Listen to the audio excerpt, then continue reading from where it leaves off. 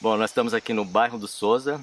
Hoje está acontecendo um mutirão da Roça do Futuro. Vocês arrendam essas terras, né? Isso. Como é que vocês fazem isso? Vocês chegam para a pessoa e falam, ó, quero arrendar por tantos anos, porque tem, né? Tem que ter esses contratos, né? Sim, sim. Como é que rola isso aí? Esse daqui é uma área de 2,6 hectares, né? A gente arrendou em 2020, né? 2020. Desde 2020. Outubro de 2020.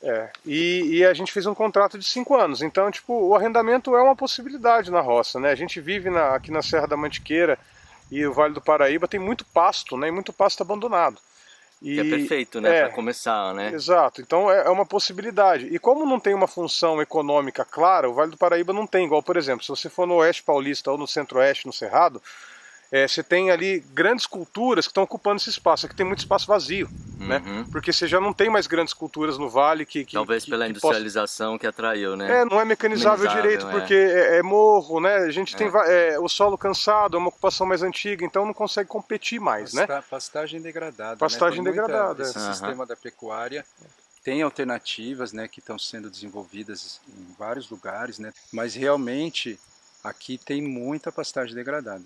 Agora, uma área como essa aqui, né, que a gente vê planinha, também é uma raridade aqui nesse mar de montanhas. Então, isso para mecanização, para os tratos culturais é muito mais fácil, né? Apesar de ter outros desafios aqui, como a gente já conversou, né? Inundação na época da chuva, etc, né?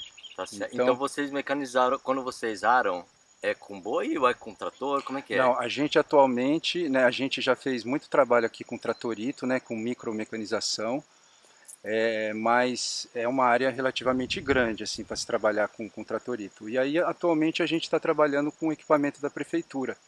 Então eles subsidiam, né, a hora máquina, é um valor baixo, relativamente baixo, é 1/3 do valor de mercado.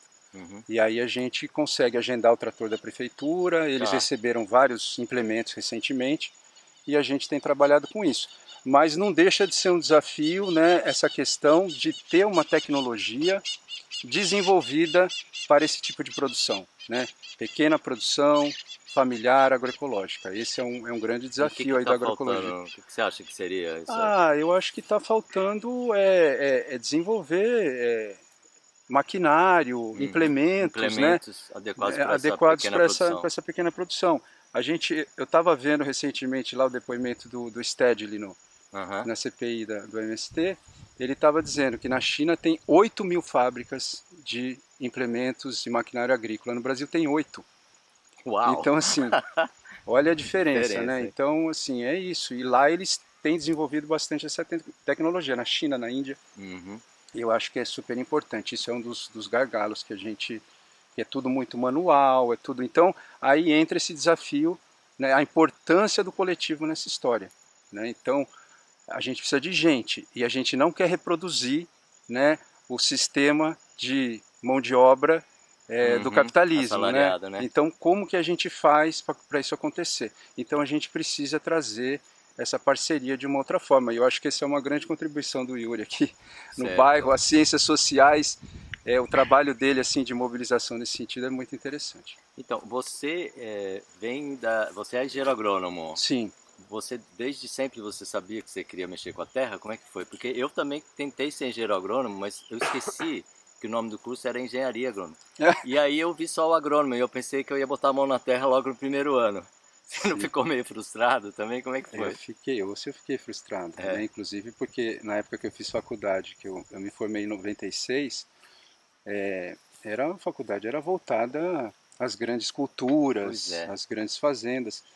Então essa coisa da agroecologia era muito incipiente. Mas né? mesmo assim você insistiu? Eu insisti, na verdade, onde eu aprendi a fazer agricultura mesmo foi com os agricultores. Né? Que eu comecei a trabalhar com assistência técnica. No começo eu aprendia mais do que podia ensinar alguma coisa. Que interessante, né? Mas foi assim que eu me formei. E assim, a minha origem eu nasci no interior de São Paulo, né? Meu pai, apesar de não ser da agricultura, né? Mas os meus avós, né? E os meus tios, né? Eram agricultores, então eu tive bastante esse convívio. Né? E aí com os 14, 15 anos de idade eu já queria fazer agronomia, já gostava bastante do campo. Então, eu acho muito curioso assim a diversidade do pessoal que está aqui, né? Eu vejo que tem alguns que têm mais a manha de terra, outros que parece que estão aqui, mas gostam de estar aqui, né? Estão colhendo e plantando. Quem são as pessoas que participam com vocês? Eu acho que tem uma grande diversidade de pessoas, mas eu acho que se a gente fosse tentar enquadrar um pouco, a maioria são pessoas que vieram de cidades maiores, né, para morar nos últimos anos aqui numa zona rural. Eu acredito que essa zona rural ela atrai bastante as pessoas, principalmente por ter uma escola. Eu acho que essa é a grande dificuldade de quem tem criança, chegar numa zona rural e não ter onde colocar a criança para estudar. O foi culpado disso. Exato, eu acredito que essa escola é o que aglutina muita coisa. Embora eu por exemplo, não seja esse caso, não tenho filhos e não estava necessitando da escola, mas eu acho que a partir da escola cria-se uma comunidade, processos comunitários que a própria escola inspira e é inspirada por outros também, e acho que são essas pessoas que vêm buscando uma vida mais, não sei, cada um vai chamar de um jeito, harmônica, simples, conectada, rural, né? Cada um vai dar um sentido para isso, mas eu acho que no fim a gente tentando ter uma vida mais comunitária também, né? Eu acho que as pessoas estão um pouco nessa busca. Eu acho também que a gente não foi treinado para isso, então esse é um grande desafio, né? Então a gente tá se desafiando a construir essas práticas comunitárias por aqui, porque a gente não é educado para isso, a gente é educado para outra coisa. E aí a gente tem que construir tudo do zero, né? Não do zero, porque existem inspirações, comunidades indígenas, quilombolas, tem várias comunidades por aí que são inspirações, mas no nosso contexto a gente tem que reconstruir tudo, né? Então acho que essas pessoas que estão a fim de fazer isso, em sua maioria, e são elas que participam aqui. E aí algumas vivem já da agricultura, algumas vivem de atividades aqui, outras não, outras têm empregos home office ou empregos fora, e estão tentando se viabilizar na zona rural, que não é fácil, né? Então, tem gente que participa do CSA e vem, por exemplo, de São José dos Campos, outras cidades ou não? Na CSA, aqui são várias iniciativas coletivas. A CSA, que é a maior, vamos dizer assim, ela tem só 4 pessoas de São José. A maior parte daqui são 36 cotas, 4 são de São José dos Campos e que estão desde o começo. E a maioria, assim, a galera de São José, tipo, é um grande amigo meu de infância, minha mãe e minha sogra, e mais uma pessoa que é a Lívia, que é uma grande amiga também. O grosso é daqui mesmo. O grosso é daqui. São algumas pessoas que já conheciam o trabalho e conhecem de fora e gostam de participar, que são de São José, mas o pessoal é daqui. É tudo entregue na praça, na rua, tipo, é bem legal. Bacana. E você, Cessé, como é que você chegou aqui? Qual foi o seu atrativo? Eu cheguei aqui, na verdade, estou prospectando, né, esse lugar aqui, Mantiqueira Paulista. Faz quanto tempo? Faz um tempo. Olha, desde 2015, 2016 que eu estou prospectando. Eu mudei para cá efetivamente em 2019, mas eu já vim de uma área rural, já morava em Botucatu, na Demétria. Você morava na Demétria? Então eu já morei então antes. Você tem conhecimento da biodinâmica? Tudo? Sim, então o trabalho aqui tem muito a ver com a biodinâmica, né? Então essa questão do organismo agrícola, a gente aplica os preparados aqui. A gente não tem certificação Demeter, né? Mas a gente tem certificação orgânica e a gente trabalha com manejo biodinâmico aqui. Então, morei na Demétria e antes da Demétria também eu estava vinculado a uma Ecoville em Minas Gerais. Então, assim, eu estou nesse ambiente rural já faz uns bons anos, assim, né? Então, mas o que fez você escolher esse lugar? Porque você estava em lugares que a gente pode dizer que é bom, né, também já, né? Então, na verdade, esse lugar aqui, eu fui para São Francisco procurar terra em São Francisco Xavier. Achou muito caro? Não, além de eu achar caro, o corretor olhou para minha cara e falou assim, olha, eu conheço um lugar que você vai gostar. entendeu? Quem Vou foi te esse levar na corretor? beira Fala. do riacho. Você lembra? Cara, eu não me lembro o nome dele. Foi o Mas Paulo ou o Jackson? Ah, foi o Jackson. Foi o Jackson? Exatamente o Jackson. Ele falou assim, eu vou te levar num lugar que você vai gostar, que tem a ver mais com vocês aí, meio hippies. Achou meio hippie, né? Vamos na beira do riacho. Aí a gente veio aqui almoçar E gostou. gostou. E conhecemos a Betinha O e o João. E aí, cara, ele mostrou a terra pra gente e a gente acabou, né, vindo pra cá.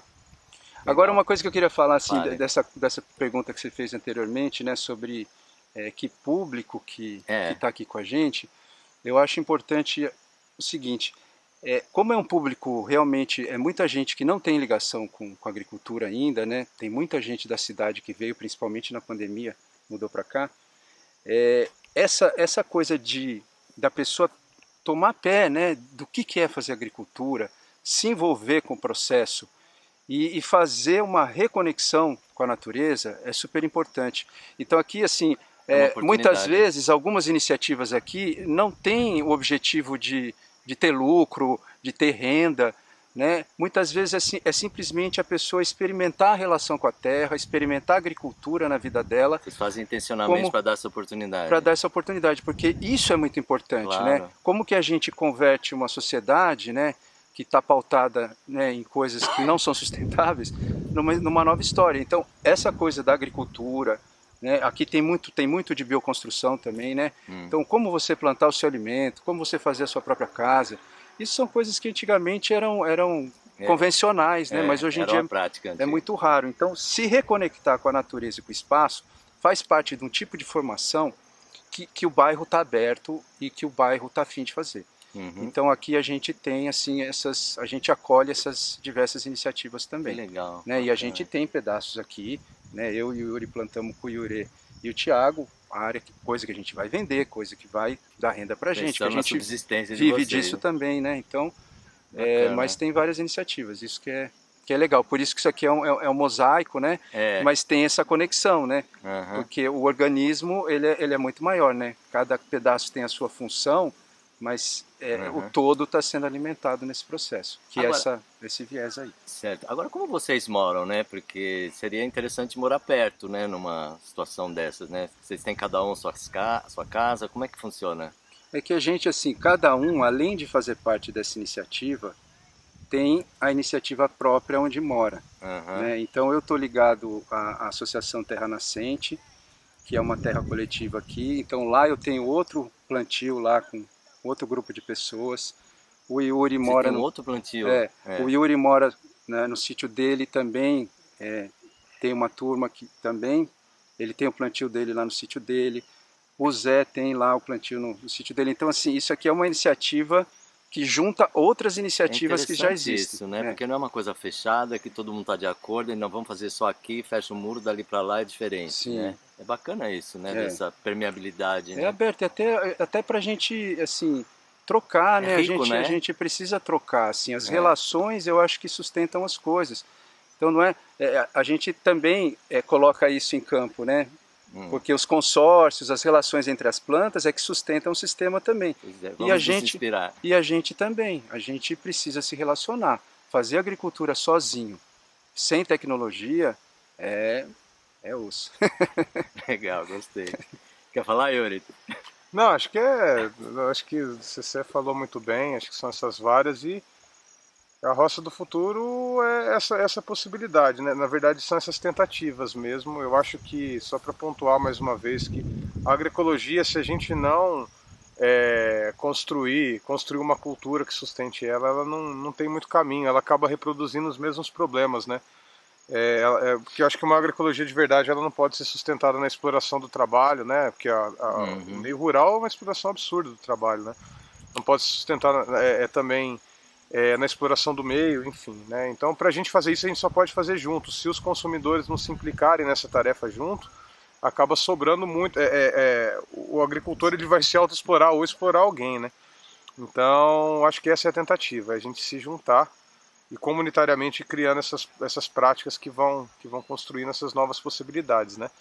E eu acho que a Roça do Futuro tem muito a ver com essa experimentação mesmo, e a gente conseguiu, por alguns acasos e trabalhos aí, construir uma estrutura num lugar. Eu acho que é legal aqui também que é impessoal, como é arrendado e não mora ninguém, é, tipo, um lugar que é mais fácil dele ser coletivizado, sabe? Acho que tem essa característica interessante e é a nossa tentativa, né? Vamos ver no que vai dando. São várias as mudanças, a gente vai sempre melhorando e co-criando, mas estamos animados aí. Agora está numa boa fase, está produzindo legal. E eu acho que tem um desafio, assim, esse desafio de não estar presente aqui, né? Você falou, né? A gente mora em outros sítios e a gente arrenda esse sítio para plantio. Tem desafios em relação a isso. A presença, né? Na agricultura. O olho do dono igual do porco, né? Mas a gente escolhe aqui culturas, né? Onde a gente tem um manejo menor, né? Tipo, a gente agora que vai começar. Tem irrigação, né? Tem irrigação, tem a seca, mas esse é uma questão, né? A gente tem problemas, por exemplo, com javali aqui. Problemas sérios com javali. A população de javali aumentou muito na região. A gente tem cerca elétrica, só que assim, um dia que você não está aqui, não viu que a cerca estava baixa, ou que caiu um galho em cima da cerca e abaixou a tensão, o bicho já entra.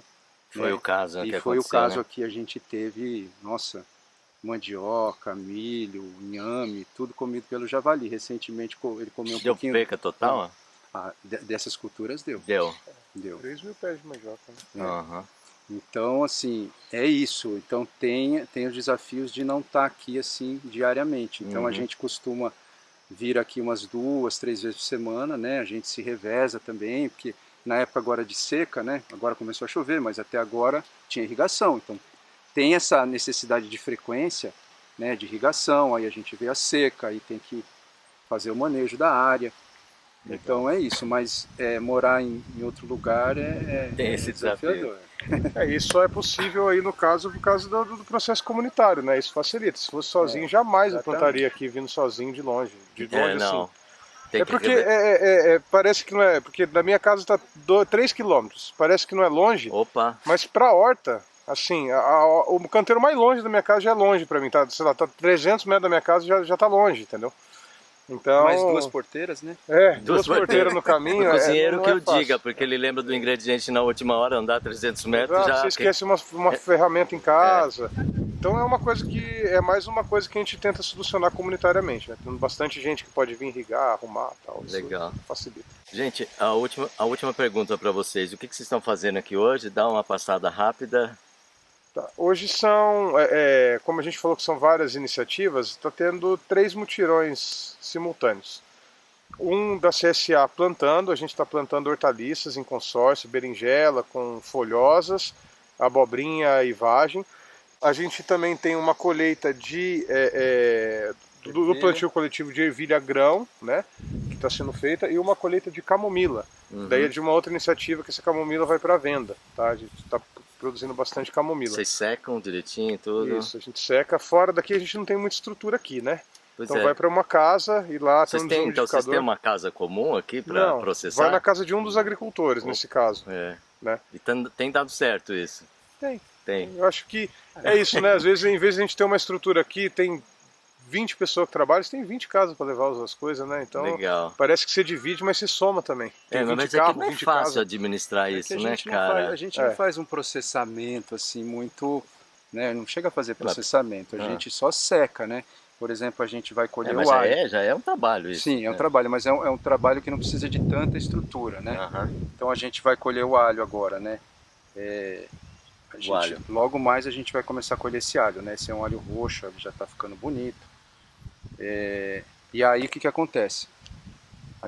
Um de nós leva isso para casa, tem que secar 3, 4 dias no sol, na lona, no sol, né? A ervilha todo mundo está colhendo e a gente entrega a vagem inteira para o grupo de pessoas e eles debulham em casa, entendeu?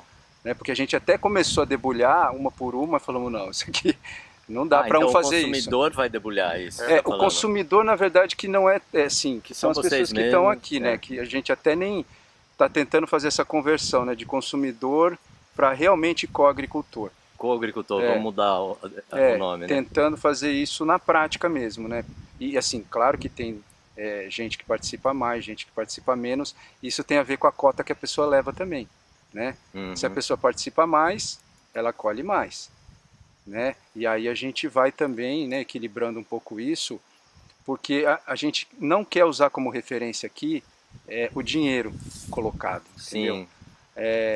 Tudo bem, a gente precisa de dinheiro, a gente paga agora a máquina, precisa comprar semente, precisa comprar alguma coisa de fertilizante, mas a gente quer fortalecer essa coisa da força do trabalho coletivo. Então isso é mais valioso do que a pessoa colocar uma grana. Então a colheita, a quantidade colhida tem a ver um pouco com isso, até para a gente estimular isso, essa participação. Tá, eu vi crianças aí. As crianças participam também, como se fosse adulto? Elas participam 10 minutinhos. Acabou a brincadeira. Acabou a brincadeira. Aí, assim, elas vão se reunir entre elas. Aí alguma outra pessoa chama para fazer outra coisa, entendeu? Porque... Tá certo, é assim que funciona. Ô, gente, obrigado. Nossa, foi muito bom, assim. Na verdade, me senti alimentado também pelo que vocês estão contando aí, saber que existem essas iniciativas, né? Dá esperança para mim também. Boa, não que eu não junto. tenha esperança, eu sou um cara que tem esperança, mas puxa, é bacana encontrar com vocês aí. Parabéns, viu? Obrigado. Muito Te bom. agradece a presença. Beleza, eu vou entrevistar a turminha aí. Quem quiser falar, porque tem uns tímidos, né? Tem. Tem bastante gente. Vai Falou, obrigado. Nossa, obrigado a você.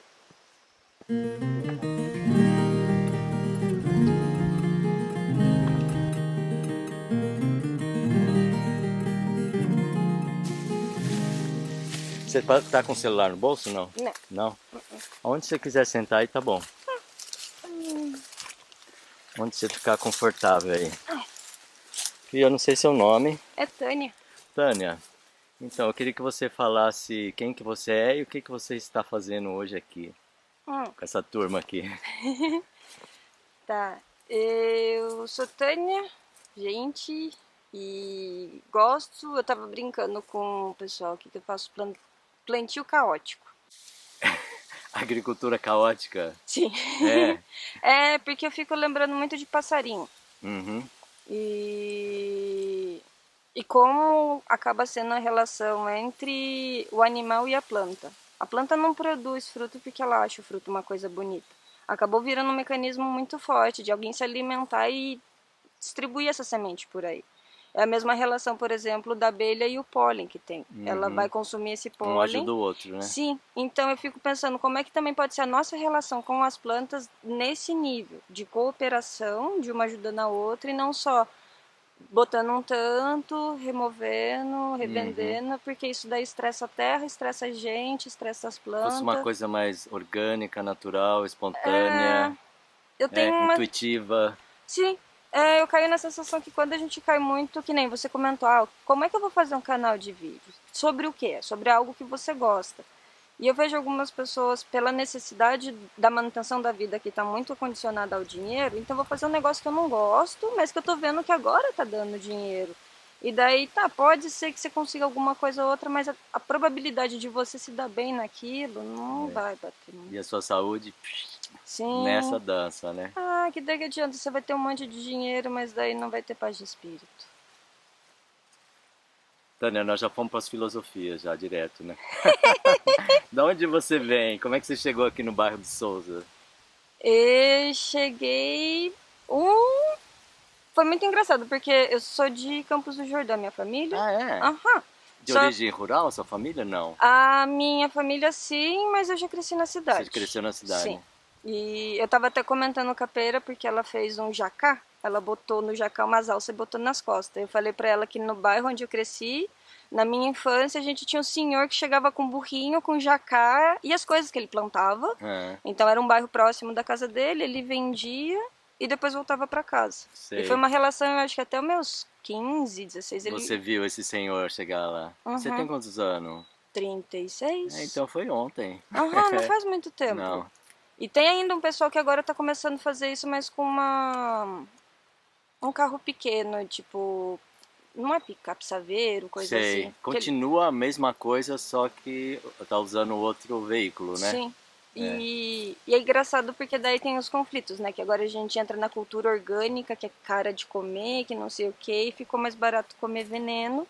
E eu lembro que nessa época já era mais... O normal era o orgânico e o outro era o diferente, agora mudou. O convencional é o com veneno e o orgânico que virou diferentão. E é triste porque no final você tem o que é dito mais saudável, que a galera não tem acesso. E daí quando você não tem acesso, você vai comer qualquer coisa que tem aí, vide-se as coisas que tem no supermercado, e daí depois você tem que gastar mais dinheiro com a própria saúde. Então acaba Pois sendo é. uma bolota de neve. E eu cheguei aqui porque um pessoal com quem eu me envolvo que trabalha com redes comunitárias, eles têm eles fizeram um evento, um acampamento no Colégio Pandavas, que tem aqui no bairro, 2018, eu acho. E um amigo do Sul passou pela minha casa, na época eu morava em São Paulo, e falou, tô indo para um evento. Aí eu falei, vou junto. Aí eu vim pra cá e conheci as pessoas, e foi gerando vínculo, e mais uma vez.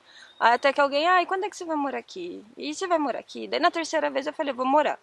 Aí quando eu mudei, chegou a pandemia, eu tava pra fora, daí eu percebi, acho que ainda não é o tempo. E eu sinto aqui como um espaço de acolhimento. Tem muitas pessoas que eu gosto, tem essas oportunidades de estar trabalhando com elas, mas ainda não me vejo enraizar. Não. Não, eu me vejo mais passarinho levando. É passarinho levando semente. Isso é o que eu faço. Legal. E você, o que você faz assim para sua subsistência? Você é uma coagricultora aqui? Como é que é essa? Não. A agricultura que eu faço é essa mesmo, que ela não é para me manter. Você faz na sua casa também, no seu jardim? Então é que eu não tenho uma casa. Não. Como não tem? Mas você mora numa barraca? Também não. Eu moro conforme as pessoas me recebem. Mas no espaço onde você está, você pode fazer isso. É o que eu faço. Por exemplo, agora eu tô na casa da Tomate, que é uma amiga. Aí na frente da casa dela eu percebi, tem um inhame que já estava gigante, eu tirei, separei os pequenininhos e já replantei ali. Saí para caminhar, encontrei uma carqueja, levei para casa, já plantei lá de volta. Pego as babosas, separo. Tem 1 quilo de feijão carunchado, distribuí no quintal e eu vi que eles já estão germinando. Os abacates terminou, bota ali um pouquinho, já vi que já tá com raiz, vai pra terra. Só que eu sei que não é uma plantação que é pra mim. Eu não vou comer esse abacate, eu não vou morar nessa casa há 30 anos até esperar esse fruto sair para colher dele. Mas o teu ser pede para fazer isso. Alguém vai comer aquele abacate, talvez. Claro. Ou talvez não, né? Porque daqui a pouco passa uma roçadeira ou passa qualquer outra coisa, ou a árvore não tá para vingar. E agora uma pergunta que eu fiquei curioso, porque pelo seu jeito, né, você faz alguma atividade remunerada para você ter um dinheiro para fazer alguma coisa que eu não sei o que seria? Não, fixo não. Não. Não. De vez em quando acontece dos vínculos que eu estabeleço com as pessoas. E eu tenho uma facilidade com mexer com o computador. Às vezes elas têm dificuldade. Aí você ajuda. Aí vai nisso. Aí, nesse ajudar, às vezes eu tô com alguém, a pessoa, tô fazendo almoço, come aqui, ou, dorme aqui em casa, Legal. E assim que vai sendo. Ô, Tânia, nesse mundo de especialistas, você se define como? Ou você não se define? Eu acho que eu sou uma especialista de tudo. De tudo Adorei. Que eu não sei. Né, esse era até um debate que eu tenho comigo mesmo, de ver pessoas se especializando e eu não me aprofundando. E você se cobra alguma parte começou a se cobrar, e o outro lado eu percebo que eu tenho uma abertura para as coisas que eu não sei.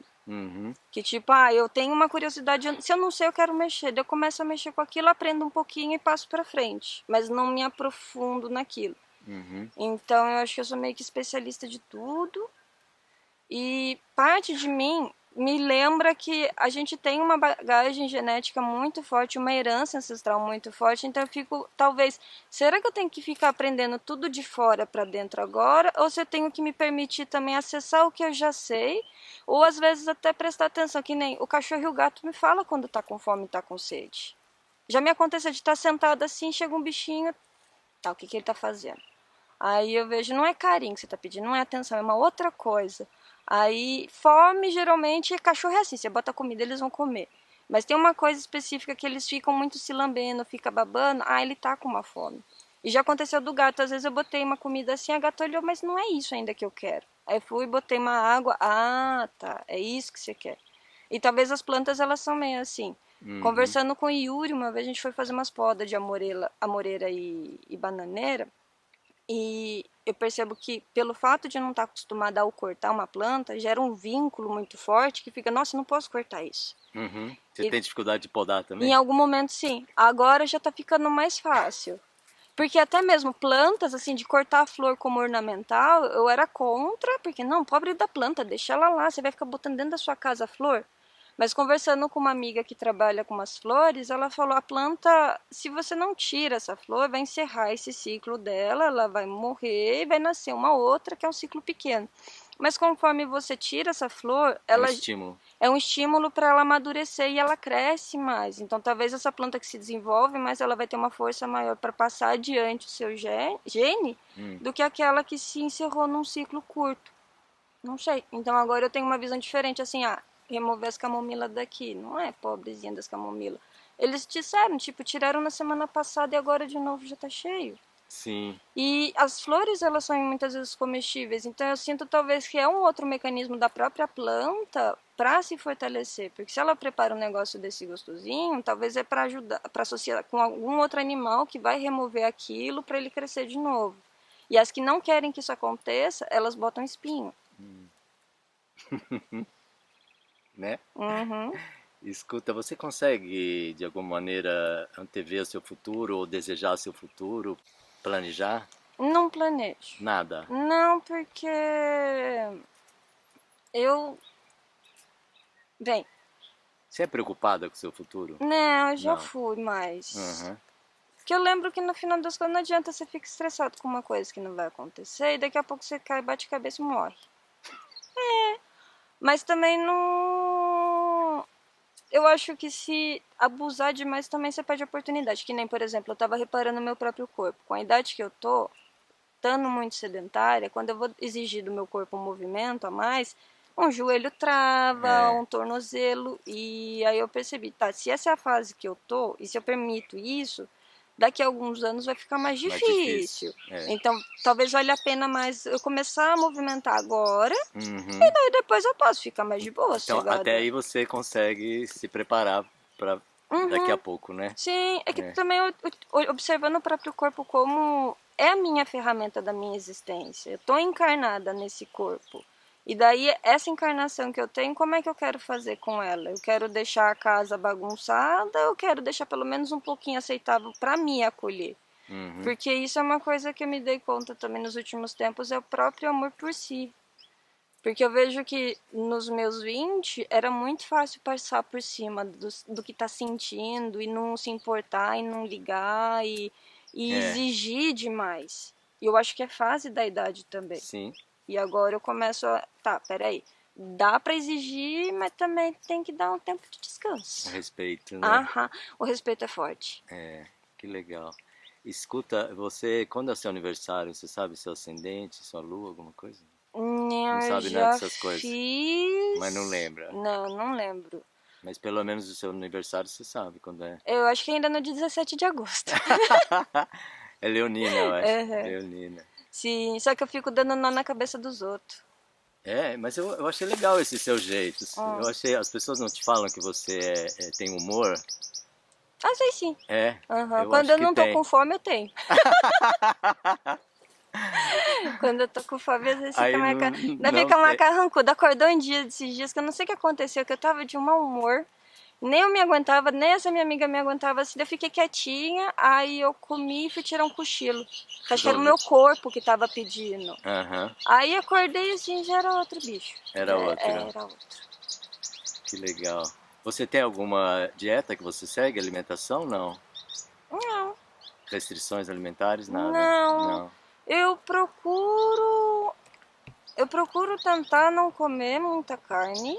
Do modo como ela vem, assim, de supermercado. Industrializada, né?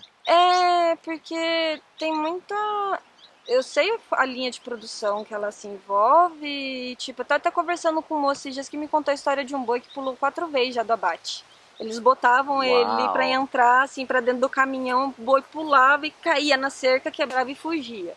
Ele fez isso umas 4 vezes. Esse daí conseguiu, agora os outros não tanto. Aí, isso, e também o da carne, o tanto de tempo que ela fica no trato digestivo. Mas eu não me proíbo de comer carne, porque tem muitas situações onde eu me imponho em algumas comunidades. Você não tem um pé de grão e coisas acessíveis, mas você tem carne de caça, mas você tem peixe, e é uma relação diferente, não é pegar um monte para vender, é pegar para um consumo e pontual. talvez um extra você repassa e vende Entendi. um pouco, faz uma troca.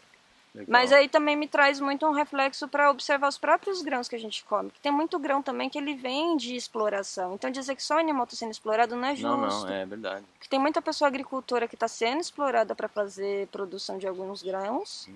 E a própria terra também está sendo. Então, se você quiser observar toda a linha, toda a cadeia produtiva para entender aonde é que está a exploração, é difícil. Você não vai comer nada, eu vou ter que vir para cá e pegar essas braquiárias. Que horror. Escuta, Tânia, quando é que você se viu tendo essa consciência, né? Porque eu imagino que lá quando você era criança, você pensava outras coisas, você tinha outros sonhos ou não? Você já era diferentona igual você é hoje? Porque eu te vejo bem diferente.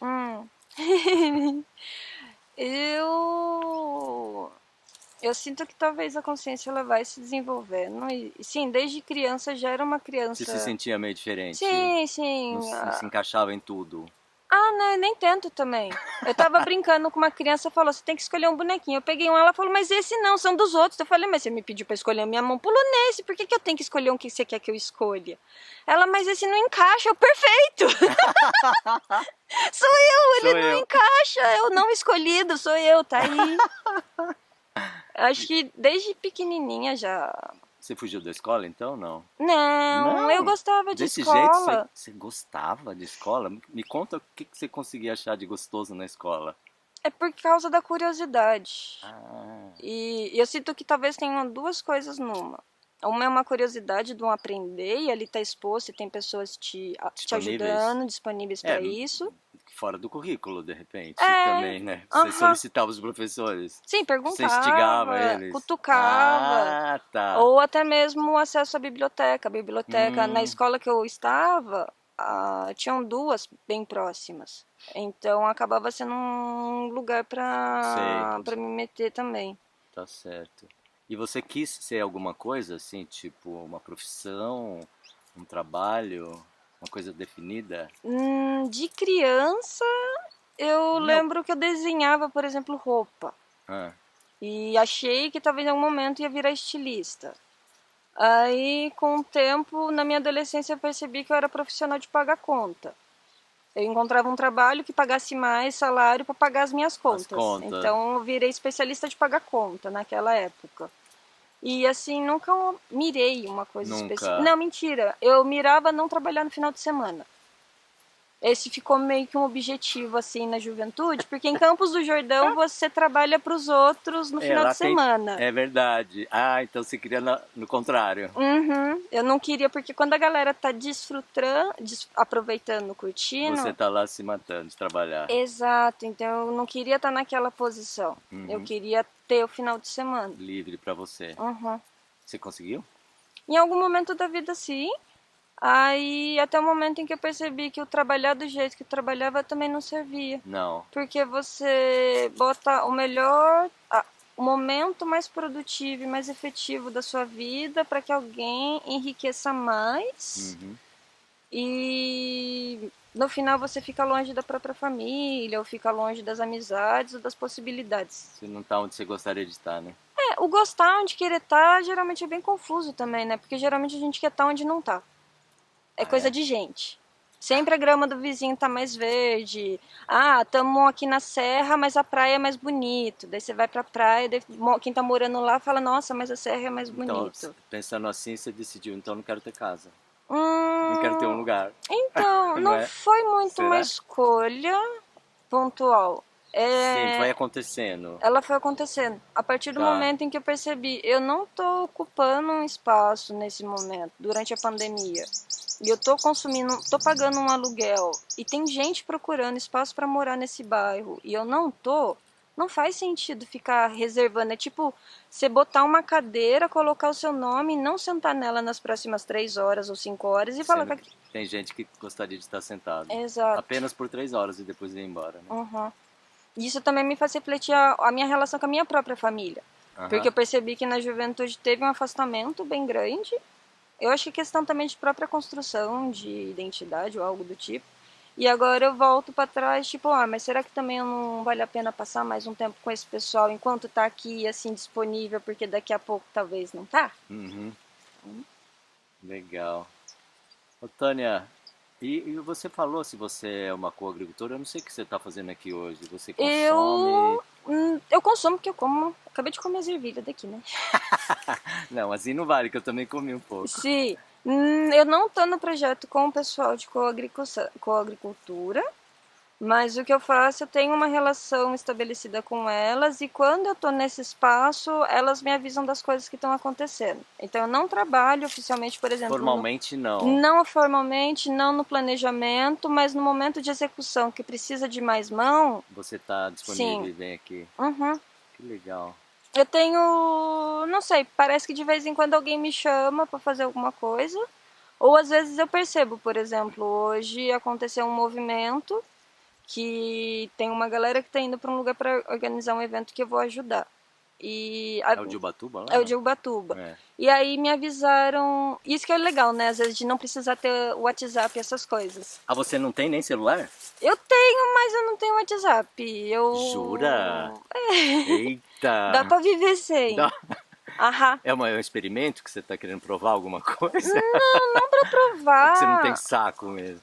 As duas coisas. Eu acho que a gente acaba falando muita coisa. Eu já tô falando pra caramba, assim, Graças a Deus, eu tô achando ótimo.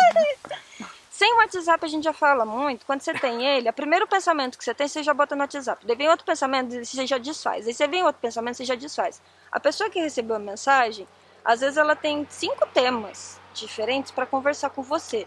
E daí ela começa a responder aqueles temas. Aí eu recebi essas mensagens e eu tenho que responder de volta esses 5 temas diferentes, que talvez ela já trouxe mais 2. Tá. Aí no final fica um monte de conversa. Confusão. E eu tenho sim aplicativo de mensagem, mas eu tento usar ele menos. Aí eu também acabei, tipo, não botando eles no celular. Eu tenho um fixo no computador. Então quando eu preciso, eu abro o computador, eu uso nele. Mas assim, na rua mesmo, o uso do celular acaba não tendo tanto. E acontece, por exemplo, pra que eu vou precisar ter um se tem 50 em volta? Tá certo. Você me empresta o celular? Vai receber por osmose. Acontece. Tipo, alguém recebe uma notificação e me dá um toque, ou alguém precisa falar comigo e eu tô perto de outra pessoa, meio que vai assim. Escuta, você se entende como exemplo de vida para outras pessoas? Já teve alguém que falou, puxa vida, eu queria ser como você me inspirou a isso e aquilo? Todo mundo é inspiração. Ah, sim, mas é um genérico, tá? Mas especificamente, teve alguém que falou, puxa, que legal o jeito que você vive, como que queria... Não? Você não faz propaganda, né? Não. Eu que faço. Não faço. O que as pessoas que eu percebo, assim, elas ficam meio quebradas quando você fala que não tem casa. Então... Esse daí eu percebo, assim... E aí elas não querem perguntar como é que você faz? Pergunta, fica curioso e tal, e elas ficam mais especificamente, eu acho, com o lance da segurança. Verdade. Porque eu vejo que a casa é onde a gente se protege, é onde você, quando tá cansado, você vai pra lá, quem você quer receber, você chama pra lá. Tanto que uma amiga minha falou uma coisa que eu achei muito forte, que foi a casa pra ela é um lugar sagrado. Verdade. Ela não vai chamar... Eu entendo perfeitamente isso. Pessoas assim que ela não sente bem. Claro. É a mesma coisa pro seu próprio corpo. Você não vai convidar qualquer coisa pra entrar no seu próprio corpo se você não sente confiança naquele outro ser. Então, uma extensão para casa. E aí, quando você fala para alguém pergunta pra... É porque é muito batido, né? O que você faz já é o que você é. O que você faz é o que você é. Eu sou advogada. Não, peraí. A minha profissão é essa, mas ainda sou gente que tem muita coisa em volta. E... Você começou falando, sou Tânia, gente, né? Eu escutei. Ou aonde...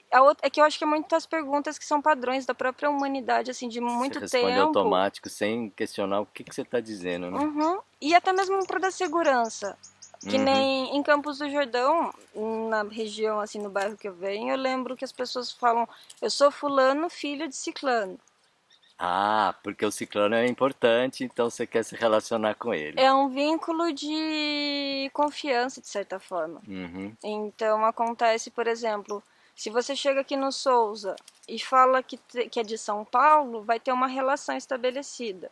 Se você vem pro Souza e fala que seus parentes são do Baú, é outra diferente. coisa. A pessoa já te recebe diferente somente por ter Verdade. falado essas duas palavras, assim, de São Paulo e do Baú. Mas isso é normal, né? Porque quando eu perguntei de onde você era, você falou que é de Campos do Jordão, aí eu já ia por um caminho. Aham, Perguntei origem rural e tal. sim. É, Mas é mas mesmo... não se definir por isso só, né? Não se limitar, né? Não, porque às vezes você fala que é de São Paulo tem zona rural também. Verdade. Tô sendo chamado para ir registrar isso lá. Então, Existe. e tem- não é, e tem uma das maiores áreas indígenas também no Brasil, tá lá, tem um monte Ninguém de aldeia sabe, Guarani, tem. é. Aí você fala São Paulo é só a Sé? Não é São Paulo, tem roça, tem cavalo, tem vaca também, tá excluído, tá nas pontas, mas tem. Mas tem. Uhum. Legal. É isso, dona. Obrigado, Tânia. Oh, Tânia. Quer falar mais alguma coisa? Já falou muito. Abriu a porteira e foi embora. Valeu, obrigadão. Obrigada, Chico. Muito gostoso. Opa! Cai não, Bim. Eu fui segurando o capim, mas ele soltou a raiz. Vou pegar você saindo. Tá bom.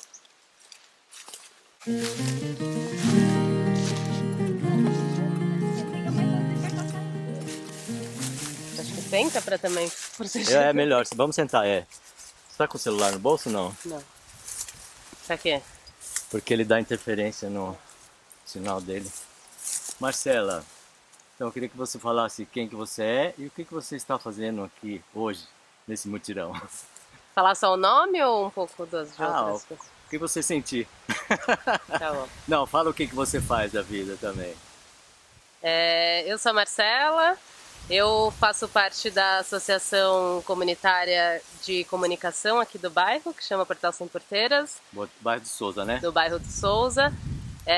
Eu também trabalho num coletivo de tecnologia, que é o Sítio do Astronauta. A gente trabalha bastante com reciclagem de eletrônico e educação. E eu sou co-agricultora do CSA.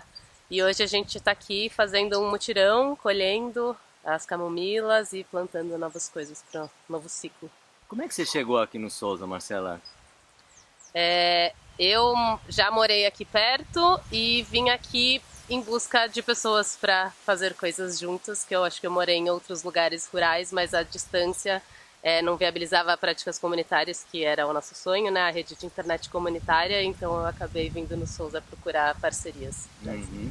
Mas o que te atraiu aqui no Souza? Assim, a natureza, as pessoas, o que é? É esse conjunto, que eu acho que eu já estive em lugares que tem só natureza, mas não tinham tantas pessoas para a gente conseguir fazer coisas juntos, né? Eu acredito muito no fazer coletivo. Então aqui tinha um pouco essas duas coisas necessárias para fazer, e eu tenho filhos, né? Então também venho para criar num ambiente. Ah, então, mas você trouxe eles aqui por causa da escola que tem, Isso, do Pandavas? eu vim por causa do Pandavas, mas ainda elas eram pequenas, né? Quando a gente veio, a minha filha tinha só 2 anos, mas eu vim aqui sabendo que aqui é um lugar que cuida das crianças, isso é importante. Que legal.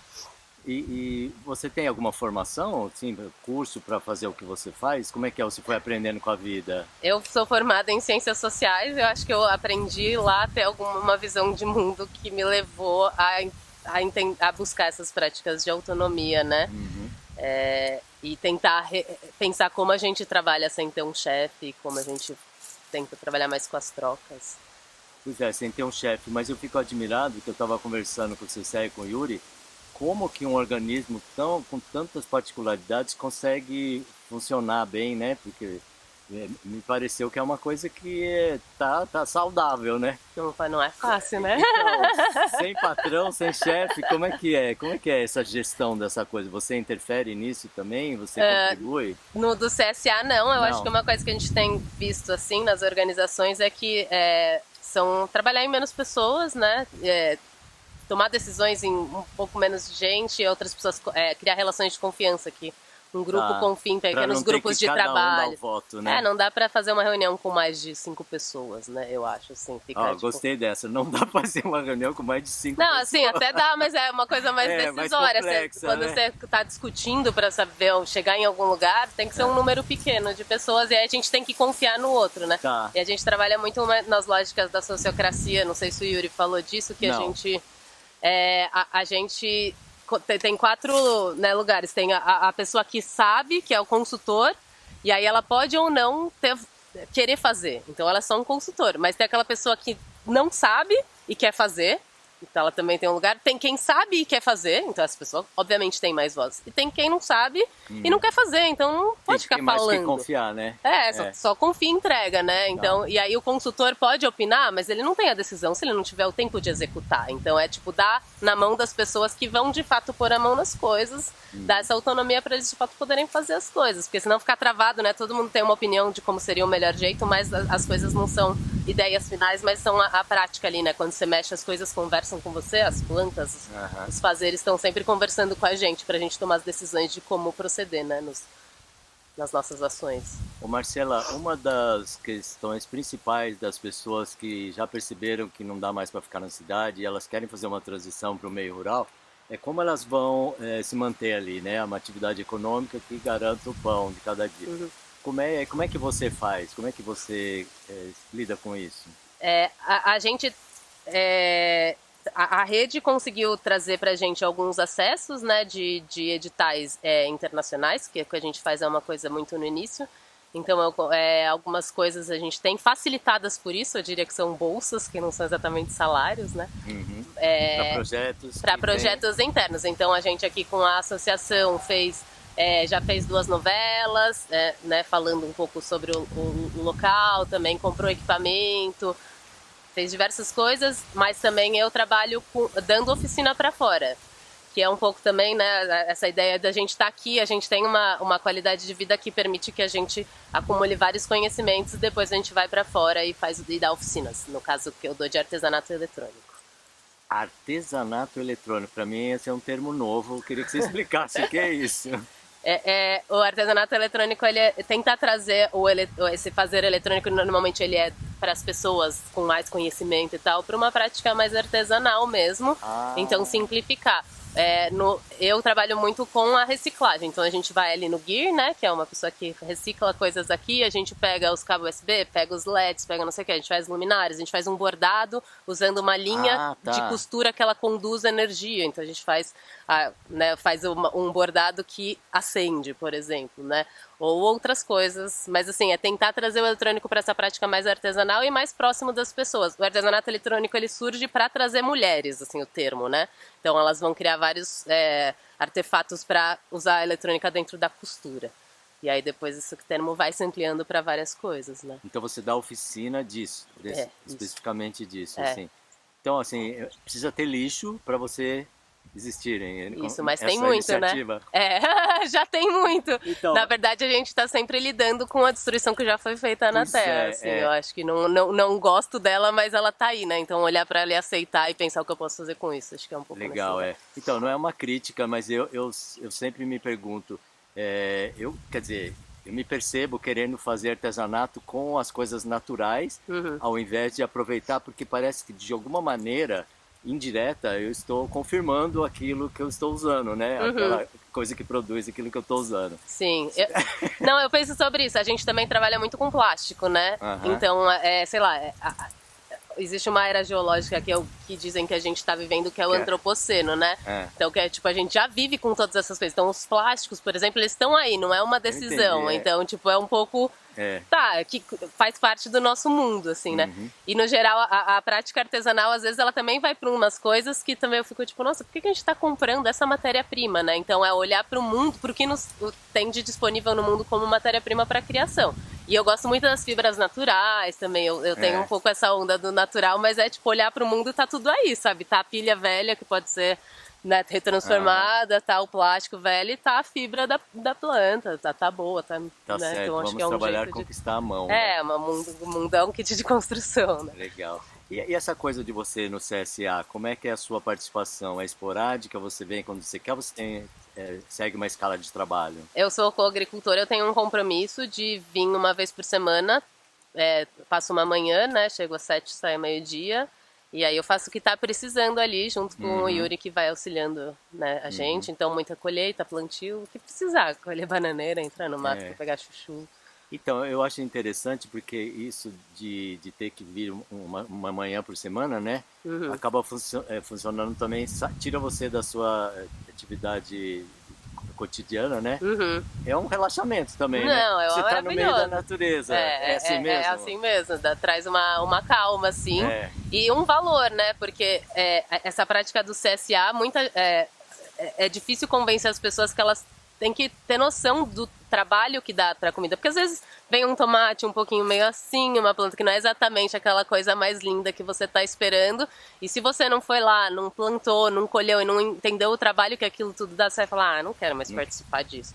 Mas quando você entende, você dá um valor, você nunca vai jogar, você vai tirar cada pedacinho que tá bom e tirar o podre pro lado e comer o certinho, porque você sabe que, nossa, como que a gente chegou a se alimentar desse jeito diante do trabalho que dá produzir, né? Aí parece que clareia por que a gente chegou na monocultura e todas essas práticas que não são legais, porque realmente é muito trabalhoso, né?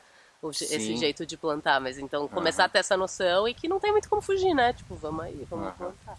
E dentro dessas atividades que tem aqui no CSA, o que você mais gosta de fazer? Eu gosto de colher e de... Colher, né? Melhor parte. Eu também. Mas eu gosto muito, tipo, quando tem que tirar as folhas, por exemplo, ruins, assim, aquelas atividades são bem repetitivas, que aí depois você até sonha, não sei se isso já passou por isso, você fecha os olhos e você vê a continua, coisa, assim, né? continua, assim. É verdade. Eu gosto dessa repetição, acho bem meditativo. É meditativo, exatamente. Se é repetitivo, você pode abstrair, cair para outro lado. Legal, Marcela, é isso aí. Quer falar mais alguma coisa? Será que eu falo do curso agora? Ah, é verdade. Estou aqui. Legal. Vamos falar do curso, que o Yuri já deu uma introdução e vamos falar assim. Então a gente vai fazer esse curso que a gente está chamando de práticas comunitárias para o fim desse mundo.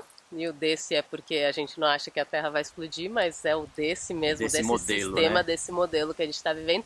Eu estou cuidando com outras pessoas da parte de tecnologia. Então a gente quer trazer atividades mão na massa que tragam um pouco essa reflexão, né, do nosso afastamento do saber fazer das coisas, para, né, tipo, a tecnologia já tá feita de um jeito que a gente só é muito usuário, né? Então trazer um pouco essa consciência e ao mesmo tempo a consciência de que a obsolescência programada vai ter que ser revertida de alguma maneira, porque a gente vai ter que usar o que sobrou, porque não tem mais matéria-prima para a gente continuar essa evolução tipo high-tech que a gente está vivendo, né? Então a gente vai fazer atividades de reciclagem ali enquanto a gente conversa, apresentar um pouco o que é a rede comunitária, o que é um servidor local, como que é armazenar conteúdos localmente, por que isso importa, como que a vigilância tem influído nas nossas vidas, né, da internet. A vigilância você chama o a quê? vigilância digital, né? Então, tipo, os algoritmos, Sim, como eles vão transformando conta, os nossos gostos e as nossas tendências conduzindo, e conduzindo. Então é um pouco de conscientização e um pouco de prática. A gente gosta de falar fazendo, né? Isso aí. Então, o Yuri falou que vocês vão visitar vários locais, é isso? Isso, a gente vai... Já tem iniciativas que estão sendo implementadas. A gente vai visitar os locais, um deles é aqui, né, onde a gente está. A gente também vai lá no Espaço Terra, a gente vai na Associação PSP, que também é ali embaixo. E a gente ainda está sacando os lugares, mas a ideia é que a gente possa, inclusive, transitar bastante a pé para, né, entender, observar mesmo isso. Observando o que está nos nossos caminhos, né? Porque quando a gente passa muito rápido pelas coisas, a gente não presta atenção nessa. De carro não presta atenção, é verdade. E como é que você imagina o perfil da pessoa que pode se interessar por esse curso? Acho que são as pessoas que estão buscando construir um novo mundo, né? Acho que mas precisa de algum pré-requisito? Não, nenhum. Crianças são muito bem-vindas, inclusive. Crianças também? Por favor. Acho que elas têm que aprender na prática, né? Então também. Vocês vão dar alguma coisa de conteúdo direcionado para elas, né? Porque... a gente vai dar um conteúdo que é para todo mundo. Jura? Porque vocês vão conseguir fazer essa mágica de incluir a criança numa atividade de adulto? Eu acho que essa separação faz parte desse mundo, né? Acho que antes a gente fazia tudo junto, né? Não, mas agora eu fiquei interessado, porque isso tem que ter uma maestria pra fazer isso aí. Vamos ver. Acho que vai dar certo. Vai ser a primeira vez que você vai... É, um curso assim, a gente deu muito curso de permacultura em outros momentos de bioconstrução, mas faz, sei lá, acho que uns 8 anos que a gente não faz essas coisas, então a gente tá voltando pra esse... Não, mas a primeira vez que vai incluir criança junto com adulto, é isso? Elas são sempre bem-vindas, né, Claro, pra pisar um barro, não sei o quê, mas eu acho que... Eu sou educadora de criança também, né, então acho que tá ali, sempre tem esse canto aqui que possibilita, né. É legal que a gente traz um conteúdo que, né, essa coisa da família, sempre gosto de fazer trabalhos para a família, né, que é para todo mundo, só que cada um vai absorver de um jeito, isso é bem óbvio, assim, nem todo mundo vai sair com a mesma percepção, mas todo mundo vai ter absorvido algo, né. Incluído lá, que esteja incluído, acho que esse é o jeito de aprender, né, porque esse jeito de separar as crianças na escola, os adultos no trabalho, é tipo terrível. E aí culpa os professores que tá tudo errado. Porque tá, né? Porque tá. Marcela, obrigado. Obrigada a você. Foi muito gostoso conversar com você. Assim como o Cecel e o Yuri, eu fiquei gratificado e alimentado com ver iniciativas como essa de vocês aqui no Souza. Parabéns, viu? Valeu. Sucesso. Quem que você acha que poderia falar mais aí? Eu vou filmar você andando. Acho que a Dani é legal. A Dani. Você me aponta quem é a Dani que eu não sei. Tá.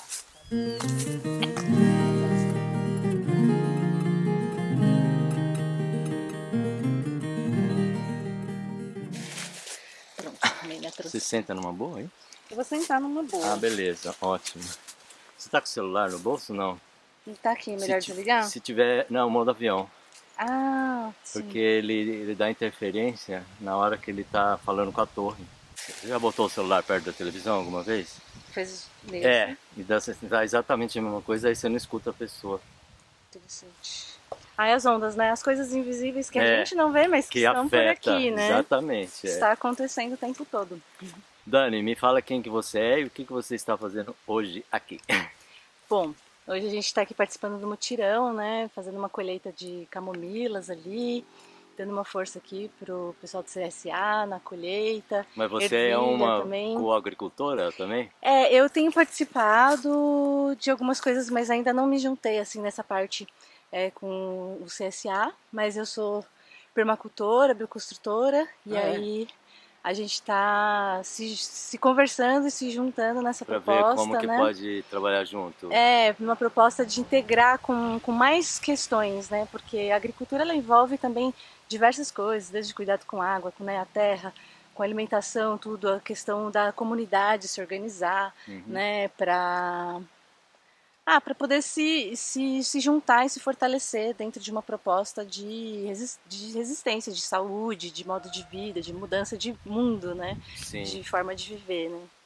Então quer dizer que você é consumidora dos produtos? Sim, do excedente, né? A gente procura consumir sempre localmente, né? Então sempre que a gente pode, a gente consome, seja daqui ou de outros produtores da região, né? Porque tem vários. Tem vários produtores de várias coisas, alguns que beneficiam alguns alimentos, outros vendem in natura, né? Então tem bastante produtor aqui que produz de forma orgânica, né?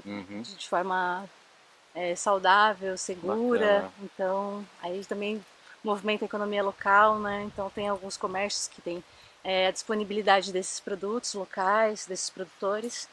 Então, foi um pouco desses motivos que eu vim morar aqui para cá também na região. Justamente, né? que eu ia te perguntar, por que você ficou atraída por essa região? Sim, eu procurei por muitos lugares, né, para encontrar um lugar assim para me enraizar, né, poder criar um pouco raízes, ver a terra trabalhar, crescer e vivenciar todas as experiências que eu sempre trabalhei em muitos outros lugares e aí tinha que escolher um lugar para ficar. E um dos motivos de eu vir para essa região foi justamente essa movimentação cultural que tem no bairro, de vários produtores, de várias pessoas que já têm esse movimento de quebrar paradigmas de produção tradicional, né, entre aspas, né, mas com muitos resíduos que ficam também. É mais convencional, né, do que tradicional. Isso, convencional, justamente. Então, assim, o que me atraiu para esse bairro foi isso, foi essa movimentação, esse coletivo que vem se formando de várias formas, né, essas organizações.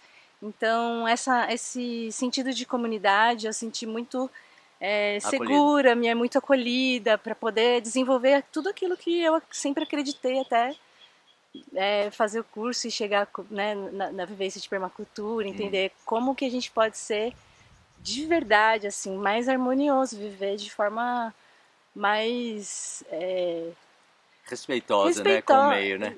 Em harmonia, né, harmonia, Chico, também, sabe? Como parte, né? Não como sobre, né? Mas como parte ali, não assim, como uma camada superior. Né? Então, perceber essas formas, assim, foi o que me deu foi quase um encontro espiritual na prática, sabe? Tipo, nossa, é possível, tem um caminho, tipo, de verdade, assim, tem solução. Então, tem um encontro de várias pessoas, né, nesse lugar aqui, na Mantiqueira. Uma sinergia aqui, né? Que aí me encantou para esse lugar. Eu falei, nossa, é aqui.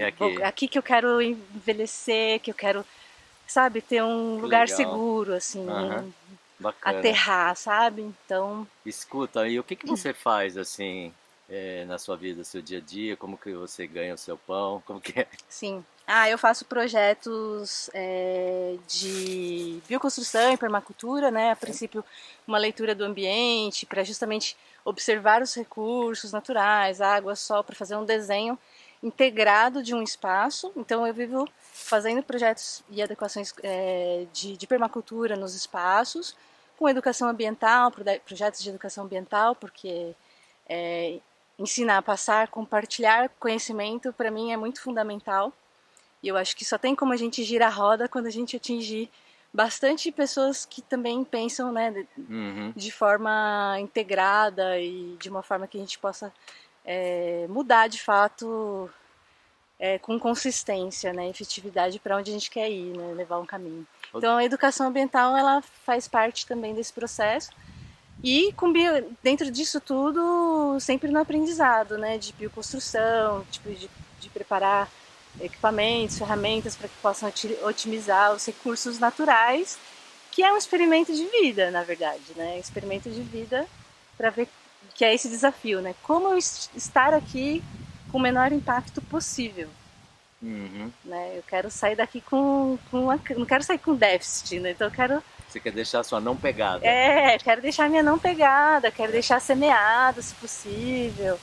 Então, esse encontro com várias pessoas que também têm um pouco esse pensamento, assim, tá sendo uma liga muito ótima, assim, sabe? Ô, Dani, mas você acompanha a obra também? Você faz essa parte? Sim, faço algumas coisas de acabamento, Tadelact. Então, eu tenho mais a visão de permacultura, de uma visão integrar todos os sistemas, né, dentro de um desenho, de uma casa, o máximo aproveitosa possível. Mas também trabalho com partes de técnicas construtivas, testes de solo para poder fazer adobe, para poder fazer reboco.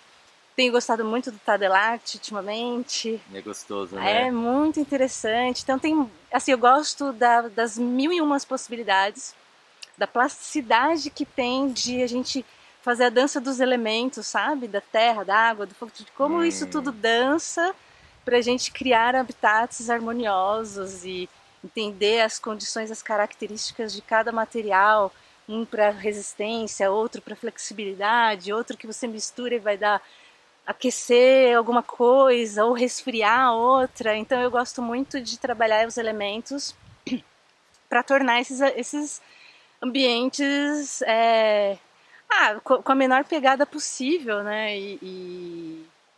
E é tão gostoso aprender. Eu gosto da parte de poder errar, mas assim, ir aprendendo com o processo. Que é um processo, né, tipo, do Law Construction, né? Tipo, é uma construção lenta, é um aprendizado mais lento, não é aquela coisa mais mercadológica de vai, cimento, pá. Com o então envolvimento da pessoa que vai usar o local também, né? Isso, e aí você também se integrar com... Porque vejo muita gente chega pra mim no projeto e fala assim, porque eu quero fazer isso aqui e tal, nessa terra e tal. Eu falei, mas você já conversou com a terra e viu o que ela quer pra ela? Porque assim, a gente porque a gente também tá passando, né? É difícil falar assim. Eu tenho dificuldade de falar assim, eu tenho um sítio, né? Eu tenho que falar assim, não, esse sítio é meu. Não, eu que sou dessa terra. Eu que estou aqui sítio, guardiando essa terra neste momento, enquanto eu estou passando. Essa terra que está tantos anos, já passou por guardiões que já fizeram coisas e outras coisas.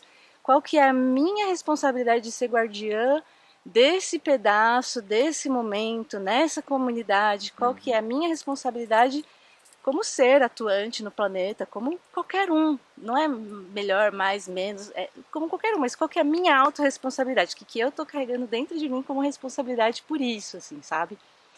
Então, tem a ver com isso, assim, são as quebras, meus aprendizados, os conceitos que eu já tive um dia e perceber como isso vai mudando no contato, no dia a dia, na abertura para aprender com os elementos, com o erro, com o outro, né, nas relações, que são sempre muito complexas com os seres humanos. É tão mais fácil lidar com os bichos, gente. E as plantas também. E com as plantas, é ótimo. Ô, Dani, me fala uma coisa, quem se identificou com essa sua visão, né, de vida até, né, eu diria, como é que te acha?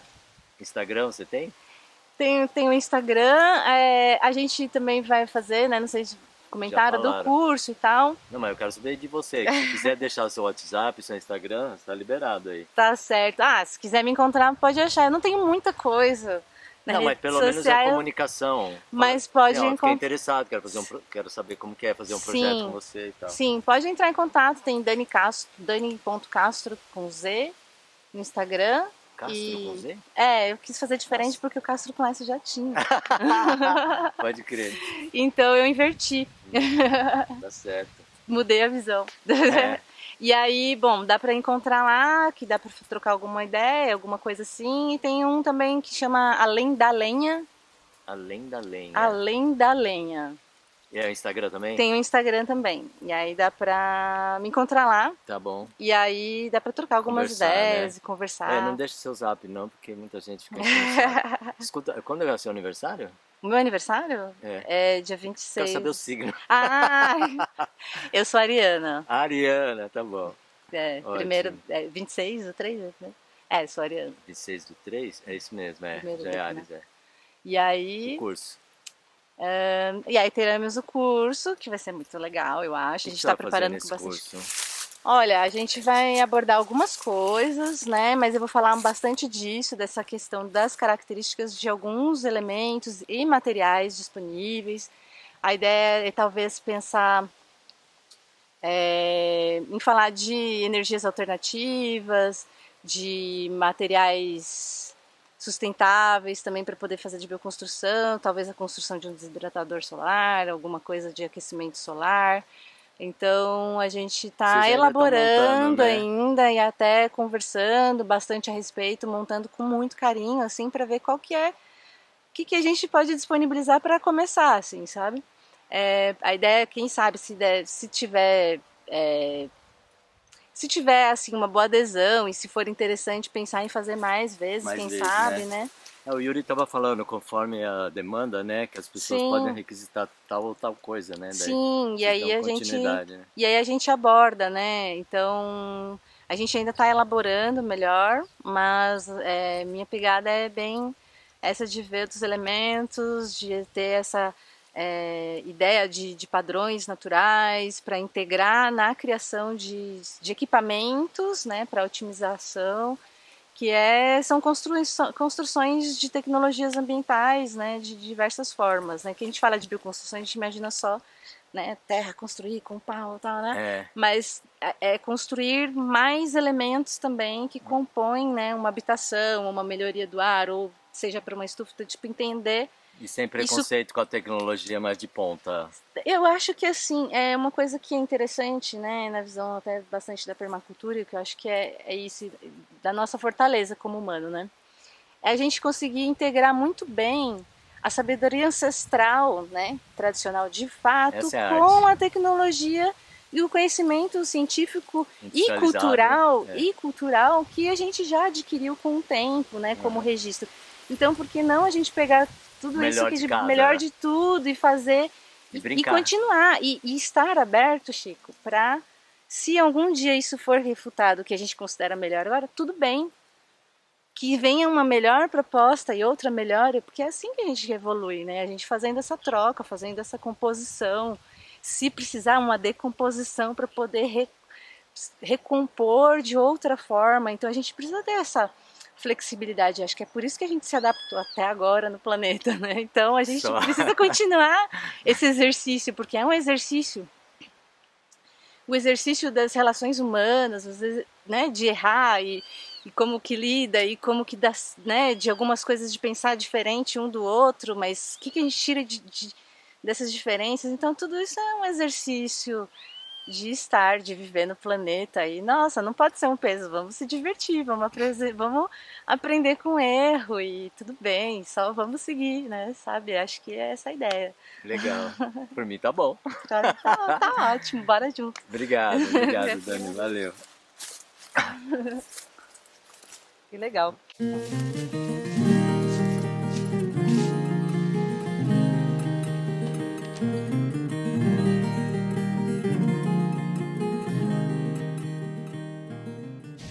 Vamos lá?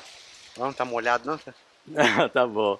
Ô Mieshi, você estava aí no mutirão participando com a turma, né? Sim. Eu queria que você me falasse o que você faz e o que você estava fazendo nesse mutirão aí. Uhum. A gente está começando o ciclo de primavera-verão, né? E qual que é o seu trabalho normalmente, assim? Porque isso aí é uma participação que você tem com eles aí, né? Demanda um pouco do seu tempo, né? Mas Sim. o grosso do seu tempo eu sei que é outra coisa. Então a gente trabalha duas dias da semana, a gente trabalha com o plantio da CSA e eu tenho o meu trabalho em paralelo aqui com abelhas nativas, né? Uhum. Trabalho aqui com urso amarela, meliponas, né? Uhum. Manda-saia, umas escaptotrigonas também, que são boas para polinização. Então essa parte de agentes polinizadores é a minha especialidade, né?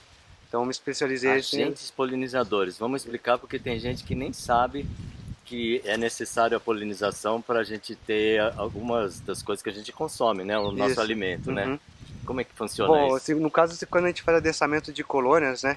A gente adensa um tanto de abelha aqui. Você então, junta uma população grande para poder garantir que vai polinizar, é isso? Isso, exatamente. É. Então a gente consegue direcionar esses agentes polinizadores, que no caso a abelha nativa, para a área de plantio que a gente tem, tudo que tem em volta, né? Num raio de 3 km aqui, tudo está sendo polinizado, né? Uhum. Então você vai ver daqui a 1 ano e meio, 2 anos, a composição aqui atual vai ser bem diferente, né? Que a abelha, quando ela faz a polinização mais intensificada, ela consegue fazer uma polinização de 100% da flor, né? Gera mais sementes, que vai dar mais chance de nascer árvores. E na verdade aumenta a qualidade dos frutos, como uma flor é bem polinizada, é totalmente polinizada, os frutos não saem tortos, saem grandes, né? Ah, é? Olha saem que frutos legal. maiores. Isso eu não sabia. E ao mesmo tempo a planta percebe que tem mais agente polinizador chegando nela, ela manda mais carga de flor, né? Uau. Então isso é um trabalho em conjunto. Um dos elos da permacultura, né? Dessa corrente são os agentes polinizadores. Que bacana, cara. E a abelha nativa é uma delas, né? Talvez uma das mais importantes, mas lembrando que mosquito, mariposa, morcego, tudo é agente polinizador, né? Uhum. Então tudo faz parte de um contexto. Isso a gente tem que estar bem claro, assim. Pra você trabalhar com agricultura, no meu ponto de vista, assim, né, particular, eu creio que a gente tem que estar trabalhando com agentes polinizadores, né? Sim. E preservando a espécie também, né? Legal. Vamos mostrar as abelhas e aí lá dentro, que acho que deve estar menos vento, né? Aí você mostra o que você tá. Quais são suas abelhas. Vamos lá? Vamos. Você mora aqui, Miaja? Eu moro aqui. É sua casa também? É, também. É bom, né? A casa é o local de trabalho ser pertinho, né? É, eu consigo ficar aqui 100%, né? Então Isso eu é consigo bom. uma totalidade no trabalho com os agentes polinizadores aqui, com a abelha nativa, mais eficaz, né, no caso. Legal. Né? Eu tô achando uma coisa engraçada, isso aqui você não fez de propósito, né, filho? Não, isso é arte do Chiquinho, isso aí. Mas pera um pouquinho, isso aí é bucha? É pepino, eu acho, se não me engano. Não, Nem sei não o que é. que é. Isso aí é cabaça ou bucha? Alguma Ó, coisa. nunca deu nada porque ela fica aqui, né? Então Nunca deu nada? Não. Que era do Chiquinho, acabou ficando aí, ele vendeu. Ficou aí. Ele não Legal. levou. Então, essas são algumas das suas abelhas, né? Isso, esse aqui é algumas matrizes que eu tenho aqui, que já vão entrar nessa temporada de multiplicação. A gente já entrou, né? Então só estou esperando minhas caixas vazias chegarem para dar início ao período reprodutivo das abelhas. Que abelhas que são essas aí? Essa aqui é a urso amarela, Melipona mondri, né? Que são 12 espécies. E urso amarela, uma delas é a nossa aqui regional, que é da Mata Atlântica, né? Então eu trabalho só com a urso amarela, Melipona mondri, né? O nome científico dela. Mas é uma variedade da urussu? É uma espécie à parte. É uma espécie à parte. São 12 das urso amarela, né? Fora outras São urussus. 12 né? urussu amarela? Isso. E são espécies diferentes? São espécies distintas. Uau! Elas são bem próximas, são bem parecidas, né? Bem parecida. Só É que parecida com a apis. Ela é assim, como é que eu posso dizer? Dá pra confundir. É, pessoal que não tem conhecimento acha que é abelha com ferrão, mas porque elas são grandes, robustas, né? Eu acho na Potentes. internet depois uma imagem pra postar aqui pra pessoa ver a semelhança. Se quiser chegar ali perto, ele pode... Elas não são... Não, elas são mansas. Elas são mansas. Mas elas não vai ficar na caixa ali pro Pra eu ficar filmando, né? Ah, aqui tem, aqui Elas tem. são bem agitadas, né? Quem gosta de abelha agitada é o urso, é mais legal. É. Olha lá, ali tem uma na cortinha lá. Ela é muito rápida, né? Elas entram e saem, é o momento da parte da manhã onde tem mais coleta, né? A parte da manhã sempre é As onde tem mais flores abrem coleta. na madrugada, elas saem 4 horas da manhã no escuro, elas estão saindo aqui em peso. 4 horas da manhã? No É, escuro? sério, no escuro. Então a abelha trabalha no escuro? Vai no escuro, até porque dentro da colônia é escuro, né? Elas tudo é feromônios, né? É que feromônio é pra explicar pra pessoa, é cheiro, né? É como se fosse um caminho de cheiro, assim, Caminho sabe? de cheiro. Isso. Mas como que elas enxergam no escuro? O comando da rainha, né? A rainha faz tudo Não, o comando por... lá dentro, né? Mas e fora, que você falou que 4 horas da manhã elas saem? É tudo feromônio, elas fazem caminhos de feromônio no ar e tudo que tá liberando aqui do lado aqui tá soltando feromônio, tá soltando cheiros. Então são como estradas sinalizadas pelo cheiro, Isso. é isso? Quando é de noite que elas estão aqui dentro, elas já sacam todas as floradas que vão abrir na manhã seguinte, né? Então elas querem ser a primeira a chegar, competindo diretamente com as apis melíferas, né? Então aonde a uruçu chega, a apis sai fora. É, A apis tem medo da uruçu amarela. porque elas brigam. Brigam, elas são bravas. Elas Briga são de territorialistas. corporal, assim? É o abraço da morte que a gente chama, né? Abraço da morte. Elas grudam uma com a outra e caem ali, as duas vão morrer, né? As duas morrem, mas essa uruçu aí, ela tem um ferrão também? Não, as abelhas nativas, elas até têm ferrão, só que ao longo do tempo, né? Elas foi atrofiando. Porque não precisou pra Não precisa sobreviver. porque geralmente o ninho delas, a colônia delas é num oco de árvore, então é Bem difícil o acesso. protegida. Aí o ferrão atrofiou, né? Atrofiou. Elas têm ferrão atrofiado. Como que ela... Então é a força É a força de física de abraçar mandíbula, né? de mandíbula. Uhum. Isso. Caramba! E a apis não consegue enfiar o ferrão nela? Não consegue, ela pega de um jeito ali que o ferrão não serve pra nada. Pô, alguém podia filmar isso aí. Eu acho que até tem filmado, tem que só dar uma caçada. Ah, se Ó, você tem algumas- tiver pra mostrar, seria legal. Tem alguma... Vamos ali pra dentro, talvez esteja um pouco menos ventoso, não sei. Você tem quantas caixas, ô Mias? Nesse momento eu tô com 54 matrizes de uruçu amarela. Então, Mas cheguei a 120, 130 por aí. Aqui. Então, você me falou que você vende colmeias. Isso. Chama colmeia mesmo. Uhum. É. E como é que funciona isso aí, se a pessoa quiser? E quais são as variedades que você tem, as espécies, aliás, que você tem? O intuito, na verdade, da venda, na parte de venda, é para poder ser uma atividade autossustentável, né? Que as próprias abelhas aqui sustentem os gastos que eu tenho com ela durante o ano. Para poder, chega um momento que eu não preciso mais estar investindo. Então, a própria atividade se paga, né? Então, custo com caixa vazia, inserção de uma nova linhagem de abelha aqui, por exemplo, gasto com açúcar, porque eu trato elas aqui, né? Porque como todo momento eu tô fazendo multiplicação, né? Não é tem que estar produção de equalizando. mel. Então é isso, tem alguns gastos, o tempo de trabalho aqui também para eu ficar 100% aqui, né? Tá certo. Então a atividade ela é autossustentável, Então né? você vive disso, Eu vamos vivo dizer. disso hoje. Você paga sua comida, seu Isso. transporte com isso aí. E o grosso mesmo é aqui, com as da abelhas venda. nativas. E como é que a pessoa te acha? Através pode ser o número de contato, né? Você quer falar? Pode ser. Pode falar. O meu contato é 012, né? 991447253. E você atende ligação da pessoa? Atendo. E as pessoas que compram eu acabo dando uma assessoria, né? Porque eu não quero, meu intuito não é fazer uma venda e colocar o dinheiro no bolso. Minha intenção é que outras pessoas obtenham sucesso com a criação de abelhas nativas. Legal. Até para ter essa preservação das espécies, né? Que bonito. Eu acho que é um elo muito importante aí. E como é que você começou isso, Miege? Como é que foi? Assim, o interesse pelas abelhas? Desde criança? Desde criança eu já tinha eu gosto dos animais, né? Plantas, animais, toda a minha vida foi voltada para isso, né? Você nasceu na roça ou não? Não nasci na roça, mas o meu vínculo com a roça é desde muito cedo, né? Desde cedo. Até os meus estudos também foi para se especializar em coisas do campo, Colégio Técnico Agrícola. Isso só. Daí eu parei e já fui pro campo. Já foi pra prática. Fui pra prática já, embora. Aí foi dessa forma. Mas qual que era a pergunta mesmo que você tinha? A pergunta, como que você começou com isso, sim. assim? Isso foi por acaso, né? Que numa pesquisa eu acabei vendo, achei interessante, né? Você sabia logo cedo da importância das abelhas na polinização? Sim. Desde cedo a gente já vinha prestando atenção nisso, né? E aí quando veio a oportunidade eu acabei estudando 1 ano e meio. Primeiro eu estudei mesmo. 1 ano e meio Sozinho? de estudo, só autodidata, né? Internet, livro de biblioteca, isso, exato. foi em meliponários. Fui em outros meliponários, acabei tendo um contato com os criadores de outros estados que estavam bem mais à frente, né, do que no estado de São Paulo. Ah, é? Procurar informação, ver como é que funcionava, para quando eu adquirisse as primeiras matrizes, já não desse mais errado, né? Pelo menos o índice de acerto for maior do que os dos erros. Mas aí a intenção foi me especializar e passar aquilo que eu tive dificuldade, né? transmitir a forma correta para que as pessoas obtenham sucesso também na criação, né? Aí foi assim. Escuta, você vê uma diferença de personalidade, de visão de mundo do apicultor e do meliponicultor? Você sente alguma coisa? É um assunto meio que delicado, né? Mas, bom, eu acho que assim, todos, independente de exótico ou silvestres, eu creio que já estão inseridos, né, dentro do contexto nacional aqui.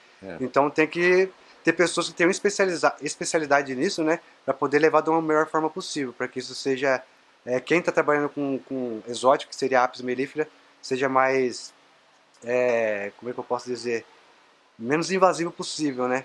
Ele possa obter, porque tem muita gente que trabalha e faz seu sustento através da Apis mellifera, ela já existe no contexto. Não tem como eliminar ela, tirar ela fora. Tem como você controlar e fazer um bom manejo, né? Ela já está aqui, né? Isso. Mas a pergunta, eu não sei se você escapou um pouquinho, mas era assim, será que quem trabalha com Apis quer um retorno, um lucro mais imediato e os meliponicultores, eles são um pouco mais conscientes da função das abelhas? Em todas as atividades tem pessoas e pessoas, né? Tem pessoas que têm Então não é uma regra. Não é uma regra. Tá bom. E assim, eu trabalho hoje aqui com desenvolvimento de colônia para que outras pessoas também consigam iniciar os seus meliponários aí, né?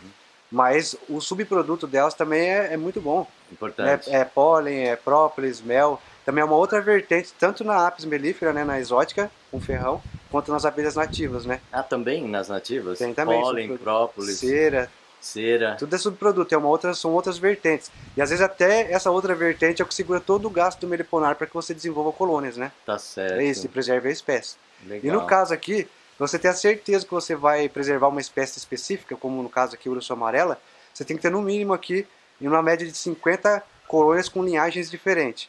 Aí não precisa de abelhas mais de fora para poder ter a certeza que eu estou preservando a espécie, né? Menos que isso aí eu estou só criando. A partir de 50 colônias com linhagem diferente, eu tenho a certeza que eu estou protegendo aquela espécie, né? A linhagem você fala para ter cruzamento, sangue diferente, isso, né? Porque tem problema de consanguinidade também. Tem problema? Tem.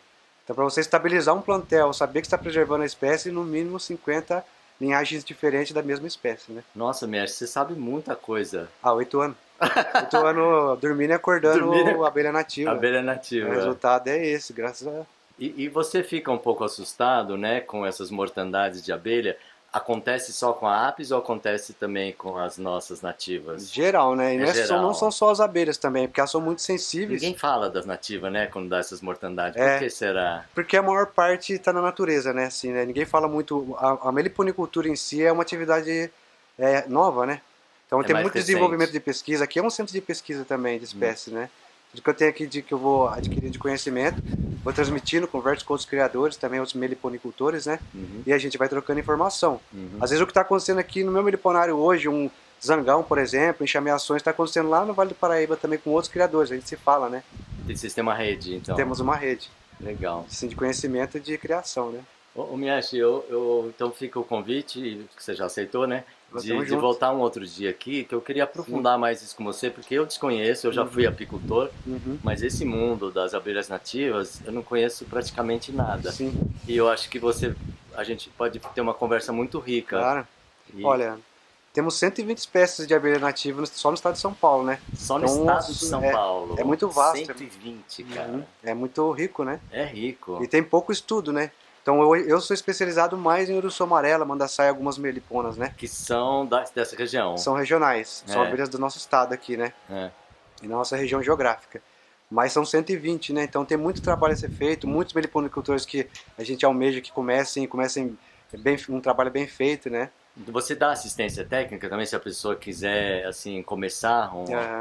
Porque, assim, uma coisa é você dar algumas informações, outra é você se dedicar. Você faz esse serviço também? Eu faço, mas assim, com o intuito... Consultoria, né? Chama-se consultoria. Só que, tipo assim, eu almejo que a pessoa tenha um esforço próprio também, né? Claro, então que ela comece e se ela tiver dificuldade, eu vou dando um apoio, né? Tá. Mas pra isso mesmo. E quem aqui vem adquirindo colônias também, eu sempre tô dando um apoio pra ela obter sucesso, né? Até porque é um ser vivo, a gente não quer que morra, né? Quer que isso... Cada um que cria abelha nativa é mais um ponto, né, de energia. Eu falo que a abelha é uma energia em movimento, né? Que ela é energia mesmo, ela tá quente, a colônia esquenta, ela faz movimento. Então, para mim é energia em movimento. Então, se eu crio aqui, um raio de 3 km está sendo polinizado. Se outra pessoa cria mais daqui a alguns quilômetros, também um raio de 3 km tem mais agente polinizador. E a gente está numa região que está sendo preservada, né? Uma região mais rica aqui hoje. Que a maior parte do Brasil hoje a gente sabe que os biomas estão sendo todos destruídos, né? Inclusive várias espécies que até desconhecidas, pouco estudadas, estão indo embora antes de estudar, começar né? a querer preservar e entender elas, né? E a gente tem que preservar, porque afinal, sem elas a gente não come, né? Não, a alimentação é toda... tem um vínculo forte total, né? De alimentação, né? Da nossa alimentação com o trabalho delas, né? Exato. Legal. É isso, Chico. Ô, Mieshi, você tem esses códigos aqui, que é o que é a certidão de nascimento, o documento, a identidade? Então, se fosse um passeriforme, por exemplo, era uma anilha, né? Se for um outro animal, um mamífero, um réptil, seria um chip, né? Sei. Microchip. Mas na abelha não tem como você fazer isso. Então hoje, dentro da legislação, por ser um animal silvestre... você está seguindo uma coisa da legislação. Tem todos os cadastros aqui. São 3 cadastros, né? É o CTF do IBAMA, que é o Cadastro Técnico Federal, né? Então, nacional. É dessa colmeia. Isso. E aí vocês analisam alguma coisa? Porque linhagem, como é que você vai saber da linhagem? Então, como eu vou fazer uma multiplicação, que no caso ela vai me doar discos e campeiras, eu sei que 90% mais ou menos vai ser puxado dessa linhagem. Entendi. Então tem como eu correr essa linhagem dentro do meliponário. Eu tenho um controle até de quem é mãe, é neta, é bisneta, sabe? Então eu vou puxando tudo essas linhagens. E se você puxar pelo cadastro, o meu cadastro lá de cada indivíduo que eu congelei, né? Lá para ser matriz, ela tá com todos esses códigos você aqui. Congela o que? Óvulo? A gente congela Esperma? assim... Não, dentro dos cadastros hoje, assim, das autorizações... Você falou congelar? Então, eu vou explicar certinho. A gente, vamos supor, eu tô começando o meliponário hoje. Então eu coloco 15 manda-saia, 15 matrizes de urso amarelo, de manda-saia, por exemplo, ali.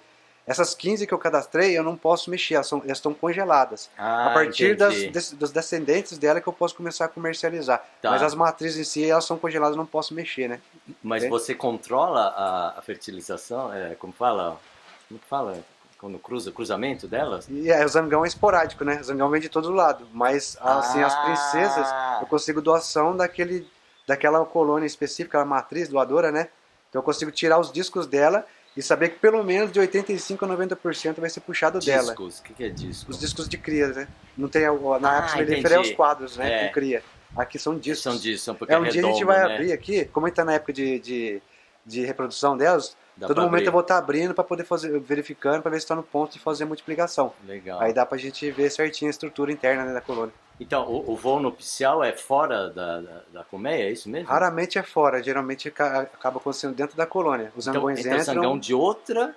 Ou o próprio da colônia ou de outras de fora, né? Que você vai ver quando fica cheio de zangão aqui voando, quando tem princesa liberando feromônio. Liberando feromônio. Aí começa a aglomerar zangão. Aí é legal porque é mais chances de dar certo. Que a urso amarela ela tem uma dificuldade para ser selecionada uma princesa, né? Ela tem castas dentro da colônia. Então, quando você faz uma multiplicação e ela percebe que o feromônio da rainha não existe mais, aquelas abelhas mais próximas da rainha têm a tendência de começar a fazer uma postura da zanganeira, a famosa zanganeira, né? Sei. Então, ela já começa a botar antes de estar fertilizada. Isso, sai zangão, né? Aí dá errado. Entendi. Aí isso na urso amarela. As outras abelhas não tem tanto critério, mas especificamente a urso amarela, que já esteve na lista vermelha dá esse problema. De espécies ameaçadas de extinção, tem. Será que isso contribuiu também para... Com certeza. E pouca enxameação, né? A urso amarela ela se segura mais para enxamear. Manda sair, enxameia 2, 3 vezes por ano, no inverno. Ela enxameia muito rápido. A urso ela tenta segurar ao máximo. Então ela enxameia menos, precisa de um espaço maior de toco, de oco, de pau, né? Tá. E ainda tem esse lance das castas na parte interna da colônia aí que dificulta um pouco mais a seleção de rainha, né? E isso fez essa perigo de extinção foi que fez você se interessar mais por ela, não? Com certeza. Foi. E por ser uma abelha, ser um ser maravilhoso também, né? Então a gente já se apaixona de cara. Mas podia ter outra espécie. Poderia ter outra, mas sei lá, foi paixão. Foi paixão à primeira vista. Aí já era. Então tá bom. Mieshi, obrigado. Eu vou parar de perguntar porque eu já vi que você gosta de responder. Valeu, cara. Que a gente passar a informação Eu vou voltar outra hora aqui. Você vai me avisar quando é o melhor momento, tá?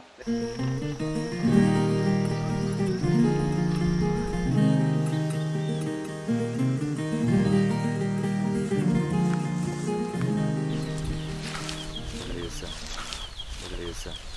Peraí. Isso, tá bom aí? Acho que tá. Dona Potira, queria que você falasse quem que você é e o que você veio fazer hoje aqui. Meu nome é Potira Aguiar. Eu sou moradora aqui do Souza já há 15 anos. Eu vim aqui hoje fazer o que realmente meu coração manda faz tempo, que é plantar e colher de maneira coletiva, trazendo um sentido desde o mais material até o mais sutil para essa produção de alimento, né? Então eu estou aqui para exercitar o que eu acredito que é autonomia, soberania alimentar e, né? Mas você é uma coagricultora? Isso, eu sou bolsista aqui na CSA, né? Já tem. Bolsista é a mesma coisa de coagricultor? Não.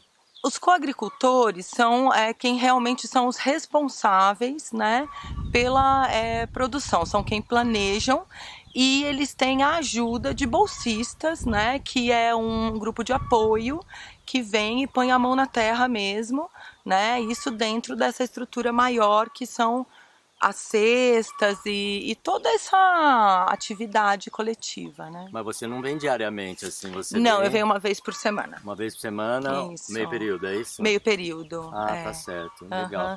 E daí a gente vai participando dos grupos de trabalho também, né?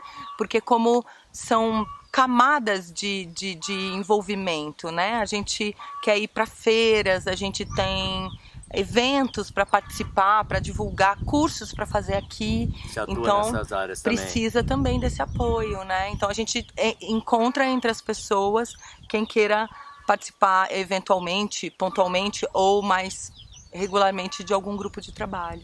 Tá. E hoje você exerce algum trabalho remunerado, não? Hoje eu exerço alguns trabalhos remunerados, mas não na área da agricultura. Bom, é bem verdade que o campo da agrofloresta vem se abrindo, né? Assim, e é muito bom eu estar com essa galera que está bem a fim de fazer a agrofloresta, está sendo uma vivência bem interessante para mim e existe possibilidade de remuneração, né, eventual, assim. Mas eu, na verdade, vou empreender no ramo da hospedagem, que é interessante aqui. Você tá com a ideia de... Eu tenho um terreno e, né, depois de 15 ali anos... perto da rodovia? É aquele do lado na praça mesmo, atrás da igreja, do lado da mercearia. Ah, sei. Ah, é aqui no coração do Souza, né? Coração do Souza, um lugar bem tranquilo para se hospedar e viver também, que vai ser a minha casa. Já tá fazendo propaganda antes de Já acontecer, venham né? conhecer o espaço Guanambi. Guanambi. Que é beija-flor em Guanambi Tupi. é beija-flor. Agora, esse eu não esqueço mais. Não, Guanambi. não esqueçam. Guanandi é árvore, né, madeira de lei, e Guanambi é beija-flor. Então, Potira, como é que você chegou no Souza? O que te fez escolher aqui? E se você podia ter ido embora, por que você ficou aqui? Meu pai já morava aqui quando eu vim. Você veio com ele? Ele veio primeiro, né? E depois, quando eu conheci aqui, não teve jeito. Em alguns anos eu precisei estar aqui e estar com ele, mas também nesse espaço, nesse bairro incrível, né? Um potencial incrível há 15 anos atrás. Algumas tentativas, né, de revolucionar essa forma de lidar com a terra, mas bem fracas, né? E daí eu acho que esse potencial demorou esse tempo todo para se expressar dessa maneira que é a CSA hoje. Que agora é mais consistente. Que agora é muito mais consistente, muito mais... demorou porque as pessoas, né, é difícil chegar aqui, né?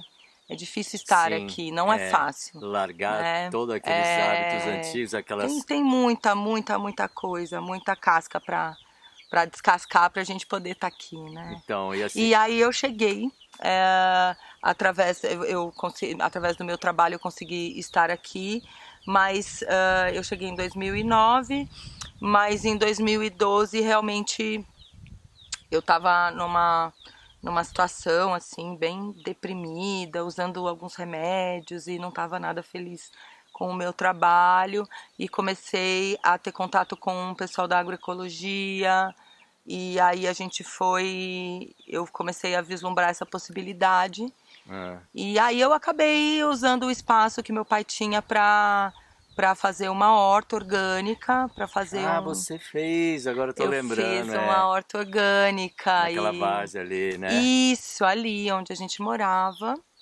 E foi um processo muito importante, né? Porque apesar de que eu ainda estava no trabalho original, mas foi um processo muito importante para que, agora que eu realmente resolvi fazer essa transição para um negócio meu, eu tenho outras bases, né? Eu não consigo mais deixar de lidar com a horta, é uma coisa com o alimento, é uma coisa É um alimento que não é só físico, né? Não, ele é muito mais. Eu consigo ver, e o que eu mais aprendi, assim, foi da relação entre o lidar com a terra e a ancestralidade, sabe? Porque tudo que está na terra é o que já foi. É o que já foi nesse mundo, tá ali naquela terra, que não é nada. Você pega, você só vê uma coisa que chama terra. Mas pensa bem, né? Durante milhões e bilhões, tudo que um dia foi tá ali. Pequenas, minúsculas partículas de tudo, da nossa própria ancestralidade. Então, esse despertar é que me ligou para a agroecologia, assim, né? Daí eu comecei com orgânico, depois eu fui para a agricultura natural, do Mokichi Okada, que é também uma outra delicadeza a respeito da agricultura, né? Do plantar e do colher, enfim. Então, e aí assim, em 2018 eu acabei tendo que parar de plantar um pouco e consegui voltar agora, assim, na CSA, que é esse modelo muito, muito bom, né? Não é perfeito, exige um aprimoramento constante e isso é bom, a capacidade que a CSA tem de se aprimorar, de se questionar, de se rever, de se refazer, porque são pessoas muito diferentes mesmo, Sim, né? isso que é bacana, Existe uma diversidade e no fundo o que a gente quer é isso, a gente quer comer o que a gente planta. E isso é um desejo muito básico, muito simples, que faz essa amarra entre essas pessoas tão diferentes, né? Então é bem legal, assim, estar aqui. Eu considero um privilégio, porque eu não tenho terra para plantar hoje e estou plantando.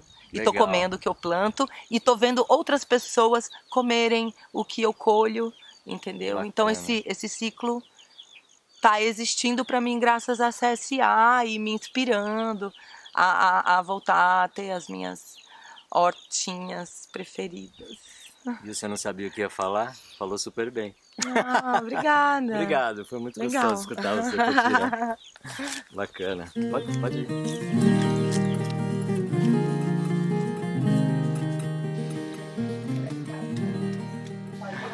Flávia, me conta quem que você é e o que você está fazendo hoje aqui com essa turminha. Aliás, você está com o celular no bolso, não? Não. Não, então melhor, menos mal. Com você. Bom, eu sou a Flávia Cremonese, eu sou bióloga e permacultora. Eu tô me mudando para o Sousas recentemente, né? Eu comprei a terra em 2019, mas estou vindo agora desde julho com a mudança. Ainda estou fazendo a transição de São Paulo para cá. E o objetivo aqui, a gente comprou uma terra que a gente quer criar uma ecovelha. A gente fala que é ecovelha porque a gente não quer... é ecovila, é ecovelha. Ecovelha porque a gente quer envelhecer com os amigos juntos, né? Tá bom.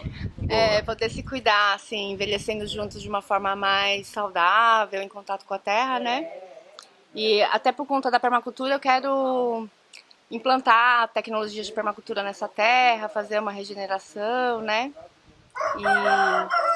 E eu trabalho muito com formação de educadores, de educação ambiental, né? E te perguntar qual que é o seu trabalho atual. Lá em São Paulo eu trabalho numa ONG chamada Fundação Julita, que é uma organização social que já existe lá no território do Jardim São Luís, que é a zona sul de São Paulo, há 70 anos. E lá a gente tem um Centro de Educação Ambiental, que é o que eu coordeno desde sua criação, há 13 anos atrás. E você vai largar isso ou como é que vai trabalhar aqui e lá?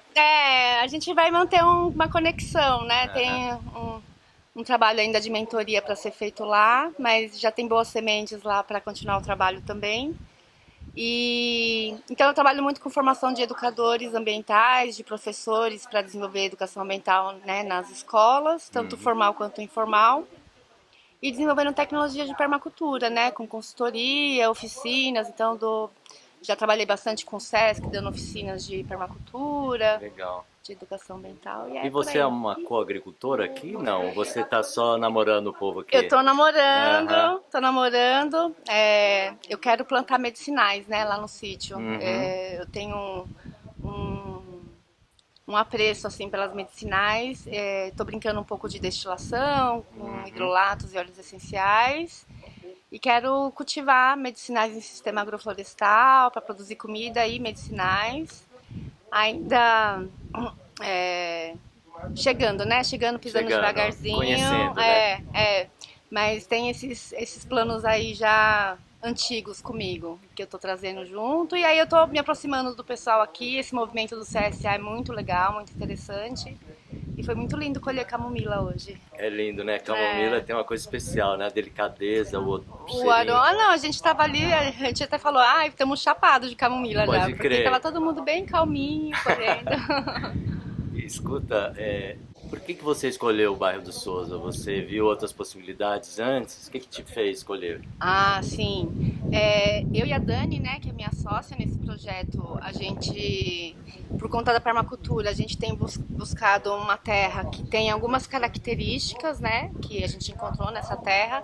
Então a gente fez uma planilha uns bons anos atrás, definindo o que a gente não queria na terra, ou no espaço, ou na cidade, e a gente foi visitando vários lugares no estado de São Paulo e tentando encontrar essa terra que tivesse as características que a gente queria.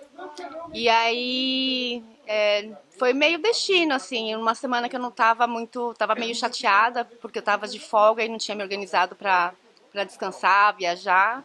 Resolvi sair no meio da semana para procurar terra, olhei uns anúncios. Fui primeiro para Joanópolis, Piracaia, olhei umas terras lá e não senti que bateu. E aí eu agendei de vir aqui no Souzas, eu não sabia que era no Souzas a terra, eu só sabia que era em Monteiro Lobato. Marquei com um caseiro, vim visitar. Quando eu cheguei na porteira, eu olhei a terra assim, tava muita neblina, não dava para enxergar as montanhas ainda, não dava para ver quase nada. Mas eu cheguei na terra assim e falei, cheguei, é aqui. Você sentiu na hora? Eu senti na hora. Porque eu sonhava, né, dormindo assim, sonhei muitas vezes procurando essa terra e às vezes entrando em terras para olhar e fazia parte dos meus sonhos noturnos. E eu ficava com a impressão de que quando eu chegasse na terra, eu ia saber qual que era a terra. E aí rolou.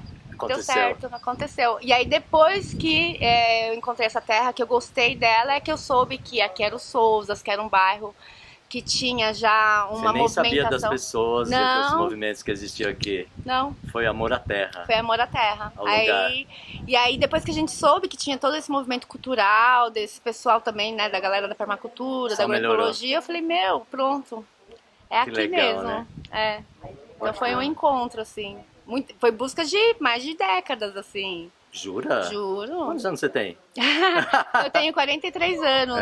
Então porque eu tava procurando terra antes de conhecer a Dani e depois que eu conheci a Dani a gente ficou procurando terra há mais de 10 anos. A gente foi pra muitos lugares procurar terra. Era a nossa viagem de final do ano, de descanso, ou final de semana, feriado prolongado, não era tipo ir pra cachoeira curtir, era procurar terra. Procurar terra. A gente fez isso há muito tempo, Que legal. É. Mas que bom. Ô, Flávia, era isso aí. Obrigado pelo compartilhar a sua experiência. Eu agradeço. E sucesso. Obrigada, é um prazer falar com você. E eu vou repetir o que eu já falei pra você lá. Se vocês quiserem me convidar para mostrar o trabalho de vocês lá, eu estou pronto. Perfeito. Quero muito. Com certeza. Tá, a gente vai brincar muito lá. Beleza. E vai ser legal registrar isso. Gostei do brincar. Vamos brincar, com certeza. Valeu. Obrigadão. Pode sair, eu vou filmar você saindo.